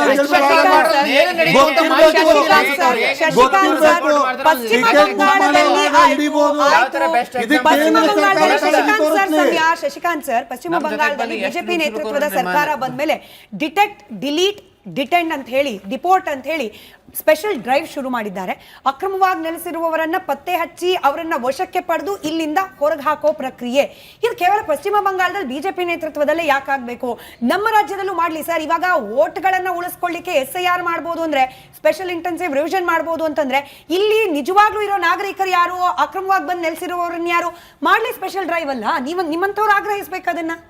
ಸರ್ಕಾರಗಳಿಗೆ ಇಚ್ಛಾಶಕ್ತಿ ಇದ್ರೆ ಇವೆಲ್ಲವನ್ನು ಮಾಡ್ಲಿಕ್ಕೆ ಸಾಧ್ಯತೆಗಳು ಇದ್ದಾವೆ. 2023 ನಂತರ ಕಾಂಗ್ರೆಸ್ ಆಗಿರ್ಬೋದು, ಅದ್ರ ಹಿಂದೆ ಇರತಕ್ಕಂಥ ಬಿಜೆಪಿ ಸರ್ಕಾರ ಇರಬಹುದು. ಇವತ್ತು ಸಹಿತ ಬಿಜೆಪಿ ಸರ್ಕಾರ ಎಷ್ಟು ಜನರನ್ನ ಗಡಿಪಾರು ಮಾಡಿದೆ ಅಂತ ಲೆಕ್ಕ ಕೊಡ್ಲಿ, ಆಮೇಲೆ ಕಾಂಗ್ರೆಸ್ ಸರ್ಕಾರದವರು ಲೆಕ್ಕ ಕೊಡ್ಲಿ, ಬೇಡ ಅನ್ನೋದಿಲ್ಲ ನಾನು.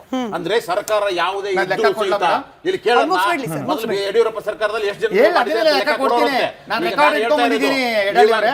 ಸರಿ ಇರಿ, ಒಂದ್ ನಿಮಿಷ ಮಾತಾಡೋದಾದ್ಮೇಲೆ ಲೆಕ್ಕ ಕೊಡಿ. ಆಕಸ್ಮಿಕವಾಗಿ ಅವರು ಎಲ್ಲರನ್ನು ಗಡಿಪಾರು ಮಾಡಿದ್ರೆ ಇಲ್ಲಿ ಯಾರು ಇರ್ತಿರ್ಲಿಲ್ಲ. ಆದ್ದರಿಂದ ಸರ್ಕಾರಗಳ ಇಚ್ಛಾಶಕ್ತಿಯನ್ನು ತೋರಿಸಿದ್ರೆ ನಿಜಕ್ಕೂ ಸಹಿತ ಅವರ ಅಕ್ರಮ ವಾಸಿಗಳಾಗಿದ್ರೆ ಅವರೆಲ್ಲರೂ ಹೊರಗಡೆ ಹಾಕಲಿಕ್ಕೆ ಸಾಧ್ಯತೆಗಳಿದ್ದಾವೆ. ಅದು ಬಿಟ್ಟು ಮನೆ ಮನೆಗಳಿಗೆ ಹೋಗಿ ಅಕ್ರಮವಾಗಿ ನುಗ್ಗಿ ನಿಮ್ಮ ನೀವ್ ಯಾರು, ನೀವೇನ್ ಪ್ರಶ್ನೆ ಮಾಡಬಾರ್ದು.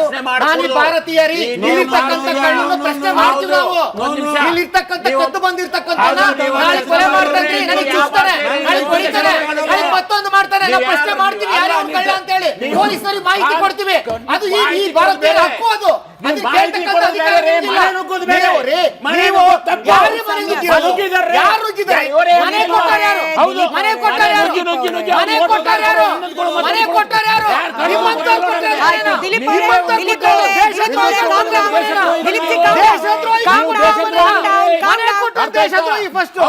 ನೀವು ದೇಶದ್ರೋಹಿಗಳು. ಯಾರು? ಯಾವುದು?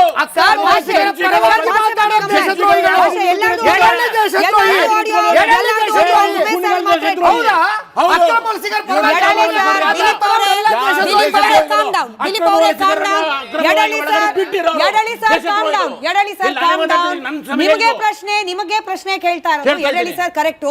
ಸರ್ಕಾರ ಕರ್ಕೊಂಡ್ ಬರ್ಲಿಕ್ಕೆ ಬಿಟ್ರು, ಕೇಂದ್ರ ಸರ್ಕಾರನೂ ಬಿಟ್ರು, ಇವರು ಬಿಟ್ರು, ಅವರು ಬಿಟ್ರು. ಸರಿ ಸರ್, ಇವಾಗ ಇಲ್ಲಿ ಬಂದು ನೆಲೆಸ್ತಿರೋರಿಗೆ ದಿಲೀಪ್ ಅವರು ಈ ಪ್ರಶ್ನೆ ಕೇಳಿದ್ರು. ಇನ್ಫ್ಯಾಕ್ಟ್ ನಾವು ಸ್ಟಿಂಗ್ ಆಪರೇಷನ್ ಮಾಡಿದಾಗ್ಲೂ ಕೂಡ ಕೇಳಿದ ಇದೇ ಪ್ರಶ್ನೆ. ಸಮುದಾಯದವರು ಅನ್ನೋ ಕಾರಣಕ್ಕೆ ನಾವು ಎಕರೆಗಟ್ಟಲೆ ಜಾಗ ಬಿಟ್ಕೊಟ್ಬಿಡ್ತೀವಿ ಟೆಂಟ್ ಹಾಕೊಳ್ಳಿಕ್ಕೆ. ಹಾಗಾದ್ರೆ ಪ್ರಶ್ನೆ ಮಾಡಬೇಕಾಗಿರೋದು ಜಾಗ ಕೊಟ್ಟಿರುವ ಕನ್ನಡಿಗನಿಗೂ ಅಲ್ವಾ ಸರ್? ಇದರ ಜೊತೆಯಲ್ಲೇನೆ ಅವರಿಗೆ ವಾಟರ್ ಸಪ್ಲೈ, ಅವರಿಗೆ ಕರೆಂಟ್ ಸಪ್ಲೈ, ಅವ್ರಿಗೆ ಮೂಲಭೂತ ಸೌಕರ್ಯಗಳ ಸಪ್ಲೈ ಕೊಡ್ತಿದ್ದಾರೆ ಅಂತಂದ್ರೆ ಸ್ಥಳೀಯ ಮಟ್ಟದಲ್ಲಿರುವ ಅಧಿಕಾರಿಗಳದ್ದು ಫೇಲ್ಯೂರ್ ಅಲ್ವಾ ಸರ್? ನಾವ್ ಯಾಕೆ ಕೇವಲ ಸರ್ಕಾರಗಳನ್ನ ಬ್ಲೇಮ್ ಮಾಡ್ಕೊಂಡು ಕೂತಿದೀವಿ? ಪ್ರಾಬ್ಲಮ್ ಗ್ರಾಸ್ ರೂಟ್ ಲೆವೆಲ್ ಇಂದ ಇದೆ ಯಡಳಿ ಸರ್, ಅದನ್ನು ಫೋಕಸ್ ಮಾಡಬೇಕು. ಯಾವ ರೀತಿ ಕೇಳಬೇಕು ಅನ್ನೋದಕ್ಕೆ ನಮ್ಮ ಕಾನೂನಲ್ಲಿ, ಸಂವಿಧಾನದಲ್ಲಿ ಬೇರೆ ಬೇರೆ ಅವಕಾಶಗಳಿದ್ದಾವೆ. ನಾನು ಹೇಳ್ತಾ ಇದ್ದೀನಿ ಕೇಳಿಕೊಳ್ಳಿ. ಇವ್ರ ಮನೆಗೆ ನಾನು ಹೇಳೋದು, ನಾನು ಹೋಗೋದಿದೆಲ್ಲ ಕೇಳುವ ರೀತಿ. ಈಗ ಆಕಸ್ಮಿಕವಾಗಿ ಒಬ್ಬನ ಕಳ್ಳ ಅಂತ ಗೊತ್ತಾದ್ರೆ ಅವ್ರಿಗೆ ಅರ್ಥ ಮಾಡ್ಕೊಂಡು ಹೋಗ್ಬಿಟ್ಟು ನಾನು ಸ್ಟೇಷನ್ನಲ್ಲಿ ಹೇಳ್ತಾ ಇದ್ದೀನಿ, ದಾಖಲೆ ಸಮೇತ ಹೇಳ್ತಾ ಇದ್ದೀನಿ, ಇವ್ರು ಕಳ್ಳ, ಇವರು ಹೇಳಿದಲ್ವಾ, ಕಾನೂನನ್ನ ನೀವು ಮೀರಿದ್ರೆ ದೇಶದ್ರೋಹಿಗಳು, ಸಂವಿಧಾನವನ್ನ ಮೀರಿದ್ರೆ ನೀವು ದೇಶದ್ರೋಹಿಗಳು. ನಿಮಗೆ ಬೇಕಾಗಿ ಯಾವ ಸುಳ್ಕೊರು, ನೀವೇನು ಸುಳ್ಕೊರ್ರಿ, ನೀವೇನು ಸುಳ್ಕೊರು, ಹಿಂದುತ್ವವಾದಿಗಳೇ ನೀವೇನು ಸುಳ್ಕೊರು, ಭಾರತಕ್ಕೆ ಬಂದಿರೋರು ನೀವು. ಇವರೆಲ್ಲರೂ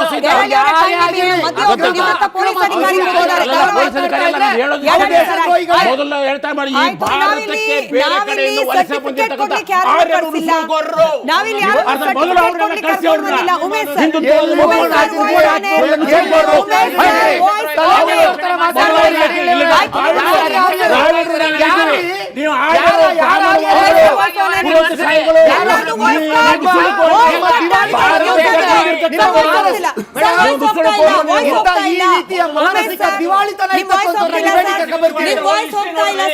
ನಾವಿಲ್ಲಿ ಪರಸ್ಪರ ಸರ್ಟಿಫಿಕೇಟ್ ಕೊಡ್ಲಿಕ್ಕೆ ಯಡಳಿ ಸರ್ ಕಾಮ್ ಡೌನ್.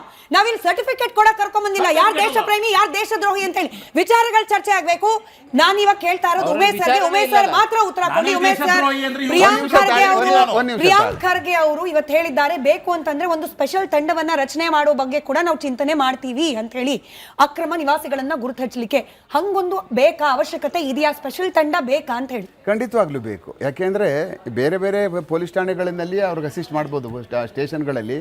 ಆ ಸ್ಪೆಷಲ್ ತಂಡ ಹಾಕಬೇಕು ಅಂದ್ರೆ ಅವ್ರನ್ನ ದಸ್ತಗಿರಿ ಮಾಡಬೇಕಾಗ್ತದೆ, ಅವ್ರನ್ನ ಇಟ್ಕೋಬೇಕಾಗ್ತದೆ, ಕರ್ಕೊಂಡು ಹೋಗ್ಬೇಕಾಗ್ತದೆ, ಲಾಜಿಸ್ಟಿಕ್ ಬಹಳ ಜಾಸ್ತಿ ಬೇಕಾಗ್ತದೆ. ಆ ಕಾರಣಕ್ಕೆ ಒಂದು ಡ್ರೈವ್ ಅಂತ ಮಾಡೋದಕ್ಕೆ ಒಂದು ಸ್ಪೆಷಲ್ ಟೀಮ್ ಮಾಡಿದ್ರೆ ಒಳ್ಳೇದಾಗುತ್ತೆ. ಅವಾಗ ಮಾಡಿದ್ರೆ ಏನಾಗುತ್ತೆ ಅಂದ್ರೆ ಆಟೋಮೆಟಿಕ್ ಆಗಿ ನಾವೇನು ಹಿಡಿಬೇಕು ಅಂತ ಇರ್ತೀವಲ್ಲ ಅದರ 100 ರೂಪಾಯಿ ಹೊಟ್ಟೋಗ್ಬಿಡ್ತಾರೆ ಅವರು. ನಾವು ಇದನ್ನ ನೋಡಿದೀವಿ. ಕೈ ಹಾಕಿ ಇದು ಮಾಡಿದ್ರೆ ಸಾಕು, ಅವ್ರ ಪಾಡ್ಗೆ ಅವ್ರು ಹೋಗ್ತಾ ಇರ್ತಾರೆ, ಬರ್ತಾ ಇರ್ತಾರೆ. ಯಾಕೆಂದ್ರೆ ನಮ್ಗೆ ಗೊತ್ತು, ಎಲ್ಲರಿಗೂ ಗೊತ್ತು, ಪೊಲೀಸ್ ಸ್ಟೇಷನ್ ಜೂರಿಸ್ಡಿಕ್ಷನಲ್ಲಿ ಇರ್ತಕ್ಕಂಥವ್ರಿಗೆ ಎಲ್ರಿಗೂ ಗೊತ್ತು. ಈಗಲ್ಲ, ಈಗಿಂದ ಅಂತಲ್ಲ, 2000 ಬಂದು ತವಿದೆ, 2002ರಿಂದನೂ ಗೊತ್ತು. ಎಲ್ಲ ಸರ್ಕಾರಗಳು ಬಂದೋಗಿರ್ತವೆ, ಎಲ್ಲ ಸರ್ಕಾರಗಳು ಇರ್ತವೆ. ಇದ್ದಾಗಲೂ ಅವ್ರು ಇದ್ದಾರೆ. ಏನು ಅವ್ರಿಗೇನು ಅವರು ಈ ಸರ್ಕಾರ ಬಂದಾಗ ಪೂರಾ ತಳ್ಳಿಬಿಟ್ರು, ಆ ಸರ್ಕಾರ ಬಂದ್ಬಿಟ್ಟಾಗ ಒಳಗೆ ಬಿಟ್ಕೊಬಿಟ್ರು, ಈ ಥರದ್ದು ಏನಿಲ್ಲ. ಪೊಲೀಸಲ್ಲಿ ನಾವುಗಳು ಯಾವಾಗ ಆ್ಯಕ್ಟ್ಗಳು ಮಾಡ್ತಾ ಇರ್ತೀವೋ, ಯಾವಾಗ ಇವನ್ನೆಲ್ಲ ಸ್ವಲ್ಪ ಆಚೆ ಕಳಿಸ್ಬೇಕು, ಜಾಸ್ತಿ ಆಗ್ಬಿಡ್ತಾ ಇದ್ದಾರೆ ಅಂತ ಅನ್ನುವಂಥದ್ದು ಅಂದಾಗ ಎಲ್ಲ ಪೊಲೀಸ್ ಠಾಣೆಗಳಲ್ಲೂ ಸಹ ನಮ್ಮ ಏನು ಕಮಿಷನರ್ ಆದೇಶನೋ ಮತ್ತು ಮೇಲ್ಗಡೆ DG ಅವರ ಆದೇಶ ಬರ್ತಾ ಇರ್ತದೆ, ಅದ್ರ ಪ್ರಕಾರ ಕೆಲಸ ಮಾಡ್ಕೊಂಡು ಹೋಗ್ತಾ ಇರ್ತೀವಿ. ಸರ್ಕಾರಗಳು ಯಾವ್ಯಾವ ದೇವರಣೆ ನಮ್ಗೆ ಗೊತ್ತಿರುವುದಿಲ್ಲ, ಆಮೇಲೆ ಅದು ನಮ್ಗೆ ಬೇಕಾಗೂ ಇರುವುದಿಲ್ಲ. ಇವ್ರು ಇಲ್ವಾ, ಅವ್ರಿಗೆ ಹೇಳಿದ್ರೆ ಹೋಗ್ತಾರೆ. ಕೆಲವು ಏನು ಯಾರು ಅಪರಾಧದಲ್ಲಿ ಸಿಗಾಕೊಳ್ತಾರೆ, ಯಾರು ಕ್ರಿಮಿನಲ್ ಚಟುವಟಿಕೆಯಲ್ಲಿ ಇಟ್ಕೊಳ್ತಾರೋ ಅವ್ರಿಗೆ ಮಾತ್ರ ನಾವು ಸರಿಯಾದಂಥ ಕ್ರಮವನ್ನು ಜರುಗಿಸ್ಬಿಡ್ತೀವಿ.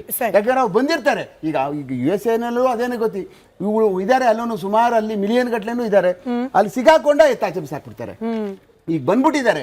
ಬಂದವ್ರನ್ನ ಹೇಗೆ ನಾವು ಅವ್ರನ್ನ ಪ್ರೊಸೆಸ್ ಮಾಡಿ ಅದನ್ನ ಆಚೆ ಕಳಿಸ್ಬೇಕೇ ಹೊರತು ನಾವು ಅವ್ರ ಮೇಲೆ ಗದಾಪ್ರಹಾರ ಮಾಡ್ತಕ್ಕಂಥದ್ದು ಆಗಲಿ, ಅದು ಬೇರೆ ವಿಚಾರ. ಬಟ್ ಸರಿಯಾದಂಥ ರೀತಿಯಲ್ಲಿ ನಾವು ಅವ್ರನ್ನ ಪ್ರೋಸೆಸ್ ಆಗಿ ಏನು ಮಾಡ್ತಾ ಇದ್ದೇವೆ ರಾಜ್ಯ ಸರ್ಕಾರ, ಅದನ್ನು ಟೀಮ್ ಫಾರ್ಮ್ ಮಾಡಿ ಪತ್ತೆ ಹಚ್ಚಿ ಕಾರ್ಯಕ್ರಮವನ್ನು ಮಾಡೋದ್ರಲ್ಲಿ ಯಾವುದೇ ತರವಾದ ಸರ್, ಈ ಪರ್ಟಿಕ್ಯುಲರ್ ಪ್ರಶ್ನೆಗೆ ನಿಮ್ಮ ಹತ್ರ ಮತ್ತೊಮ್ಮೆ ಸ್ಪಷ್ಟವಾದ ಉತ್ತರ ಕೇಳಿ ಅಂತ ಹೇಳಿ ಸೋಷಿಯಲ್ ಮೀಡಿಯಾದಲ್ಲಿ ಕಾಮೆಂಟ್ ಬಂದಿದೆ. ಹೀಗಾಗಿ ಈಗ ಅವ್ರು ಬಂದ್ರು ಇದ್ರು, ಲೀಗಲಿ ಬಂದ್ರು ಇಲ್ಲೀಗಲಿ ಬಂದ್ರು, ಅವ್ರನ್ನ ಗುಡ್ಸೋದು ಅದೆಲ್ಲ ಪ್ರತ್ಯೇಕ. ಆದ್ರೆ ಪೊಲೀಸ್ ಸ್ಟೇಷನ್ ಅಲ್ಲಿ ಬಾಂಗ್ಲಾದೇಶ್ ಅಡ್ರೆಸ್ ಅಲ್ಲಿ ಪ್ರಕರಣ ದಾಖಲಿಸಿಕೊಂಡಿದ್ದು, ಅದಕ್ಕೆ ಅದ್ರ ಪರವಾಗಿ ವಕಾಲತ್ ವಹಿಸ್ಲಿಕ್ಕೂ ಕೂಡ ಒಬ್ರು ವಕೀಲರು ರೆಡಿ ಆಗಿದ್ರ ಬಗ್ಗೆ ಬಹಳಷ್ಟು ಜನಕ್ಕೆ ಒಂದ್ ರೀತಿ ಭ್ರಮ ನಿರಸನದ ರೀತಿಯಲ್ಲಿ ಆಗ್ಬಿಟ್ಟಿದೆ ಸರ್. ಎಸ್ಪೆಷಲಿ ಆ ವಿಡಿಯೋ ವೈರಲ್ ಆದ ನಂತರ ಹಿಂಗ ಅವಕಾಶ ಯಾವ ಕಾನೂನಲ್ಲಿ ಇದೆ? ಹಿಂಗೊಬ್ರು ಬಾಂಗ್ಲಾದೇಶ್ ಅಡ್ರೆಸ್ ಕೊಟ್ಟು ಕೇಸ್ ದಾಖಲು ಮಾಡ್ಬೋದಾ? ಅವ್ರ ಪರವಾಗಿ ವಕಾಲತ್ ವಹಿಸ್ಲಿಕ್ಕೆ ಒಬ್ರು ವಕೀಲರು ಹೋಗ್ಬೋದಾ? ಮೇಡಮ್, ಅವರು ವಿಕ್ಟಿಮ್ ಆದಾಗ ಖಂಡಿತ ಅವ್ರು ಕಂಪ್ಲೇಂಟ್ ಫೈಲ್ ಮಾಡ್ಬೋದು. ಆದರೆ ಕಂಪ್ಲೇಂಟ್ ತಗೊಳೋರು ಸ್ವಲ್ಪ ಅಪ್ಲಿಕೇಶನ್ ಆಫ್ ಮೈಂಡ್ ಇರಬೇಕು. ಪೊಲೀಸ್ನವ್ರು ಆ ಥರ ಕಂಪ್ಲೇಂಟ್ ತಗೋತಾರೆ. ಅವ್ರಿಗೆ ವಿಕ್ಟಿಮ್ ಆಗಿದ್ರೆ, ಅವ್ರಿಗೆ ನೋವಾಗಿದ್ರೆ ಅವ್ರು ಕಂಪ್ಲೇಂಟ್ ಕೊಡ್ಬೋದು. ಆದರೆ ಆ ಪ್ರಕರಣದಲ್ಲಿ ಏನಾಗಿರುತ್ತೆ ಅಂದರೆ, ಅದಕ್ಕೂ ಮುಂಚೆನೇ ಇವ್ರು ಇಲ್ಲಿಗಲ್ ಇಮಿಗ್ರೆಂಟ್ ಅಂತ ಹೇಳ್ಬಿಟ್ಟು ಕಂಪ್ಲೇಂಟ್ ಕೊಡೋರು ಯಾರು, ಅವ್ರು ನಾಗೇಂದ್ರಪ್ಪ ಅನ್ನೋರು ಅವರೇ ಹೇಳಿರ್ತಾರೆ, ಬಾತ್ಮೀದಾರರಾಗಿರ್ತಾರೆ ಅವರು. ಅವ್ರ ಮೇಲೆ ಅರ್ಧ ಗಂಟೆ ಸಮಯದಲ್ಲಿ ಹೊಡೆದಿದ್ದಾರೆ ಅಂತ ಹೇಳ್ಬಿಟ್ಟು ಅದು ಫಾಲ್ಸ್ ಕಂಪ್ಲೇಂಟ್ ಅಂತ ಹಾಕಿದ್ದಾರೆ. ಕಂಪ್ಲೇಂಟ್ ಕೊಡೋದು ಯಾರಿಗೆ ನೋವಾಗಿರುತ್ತೆ ಅವ್ರು ಕಂಪ್ಲೇಂಟ್ ಕೊಡ್ಬೋದು. ಇದೊಂದು. ಆಮೇಲೆ ಸೆಕೆಂಡ್ ಥಿಂಗು ಸರ್ ಹೇಳ್ದಂಗೆ special task force SOP 2025 SOP ಇದೆ. SOP ಪ್ರಕಾರ state government special task force ಮಾಡಲೇಬೇಕು, ಮಾಡಿಬಿಟ್ಟು ಅವ್ರನ್ನ ರಿಪೋರ್ಟ್ ಮಾಡಬೇಕು. ಅದು ವಿತಿನ್ 30 ಡೇಸ್. ಆಮೇಲೆ ಎವ್ರಿ 15 ಡೇಸ್ ಒನ್ಸು ರಿಪೋರ್ಟ್ ಕೂಡ ಕೊಡಬೇಕು. ಅದು ಆಗ್ತಾ ಇಲ್ಲ ಇವಾಗ ಪ್ರೆಸೆಂಟ್. ಓಕೆ, ನೀವು ಹೇಳಿದ ಹಾಗೇನೆ ಪೂರಕವಾಗಿ ನಮ್ಮ ವೀಕ್ಷಕರು ಕೂಡ ರಿಪ್ಲೈ ಮಾಡಿದ್ದಾರೆ. ಬಾಂಗ್ಲಾದೇಶಿ ನುಸುಳುಕೋರರನ್ನ ಹೊರಗೆ ಹಾಕೋದು ಯಾರ ಜವಾಬ್ದಾರಿ ಅಂತಂದ್ರೆ 47% ಜನ ಹೇಳ್ತಿದ್ದಾರೆ. ಎರಡೂ ಕೇಂದ್ರ ಪ್ಲಸ್ ರಾಜ್ಯ ಸರ್ಕಾರ ಎರಡರದ್ದು ಕೂಡ ಕರ್ತವ್ಯ ಅಂತ ಹೇಳಿ.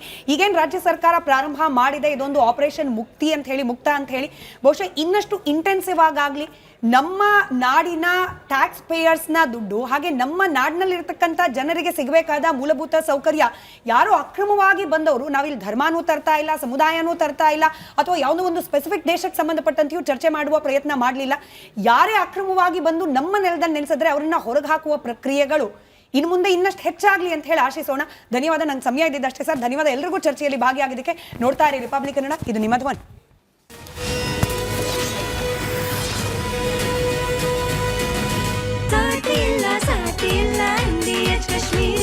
ಅರೆ ಕಡಿಮೆ ಹಾಕು ಆದ್ರೆ ಅಸಲಿ ಹಾಕು. MDH ಕಾಶ್ಮೀರಿ ಕೆಂಪು ಮೆಣಸಿನ ಪೌಡರ್.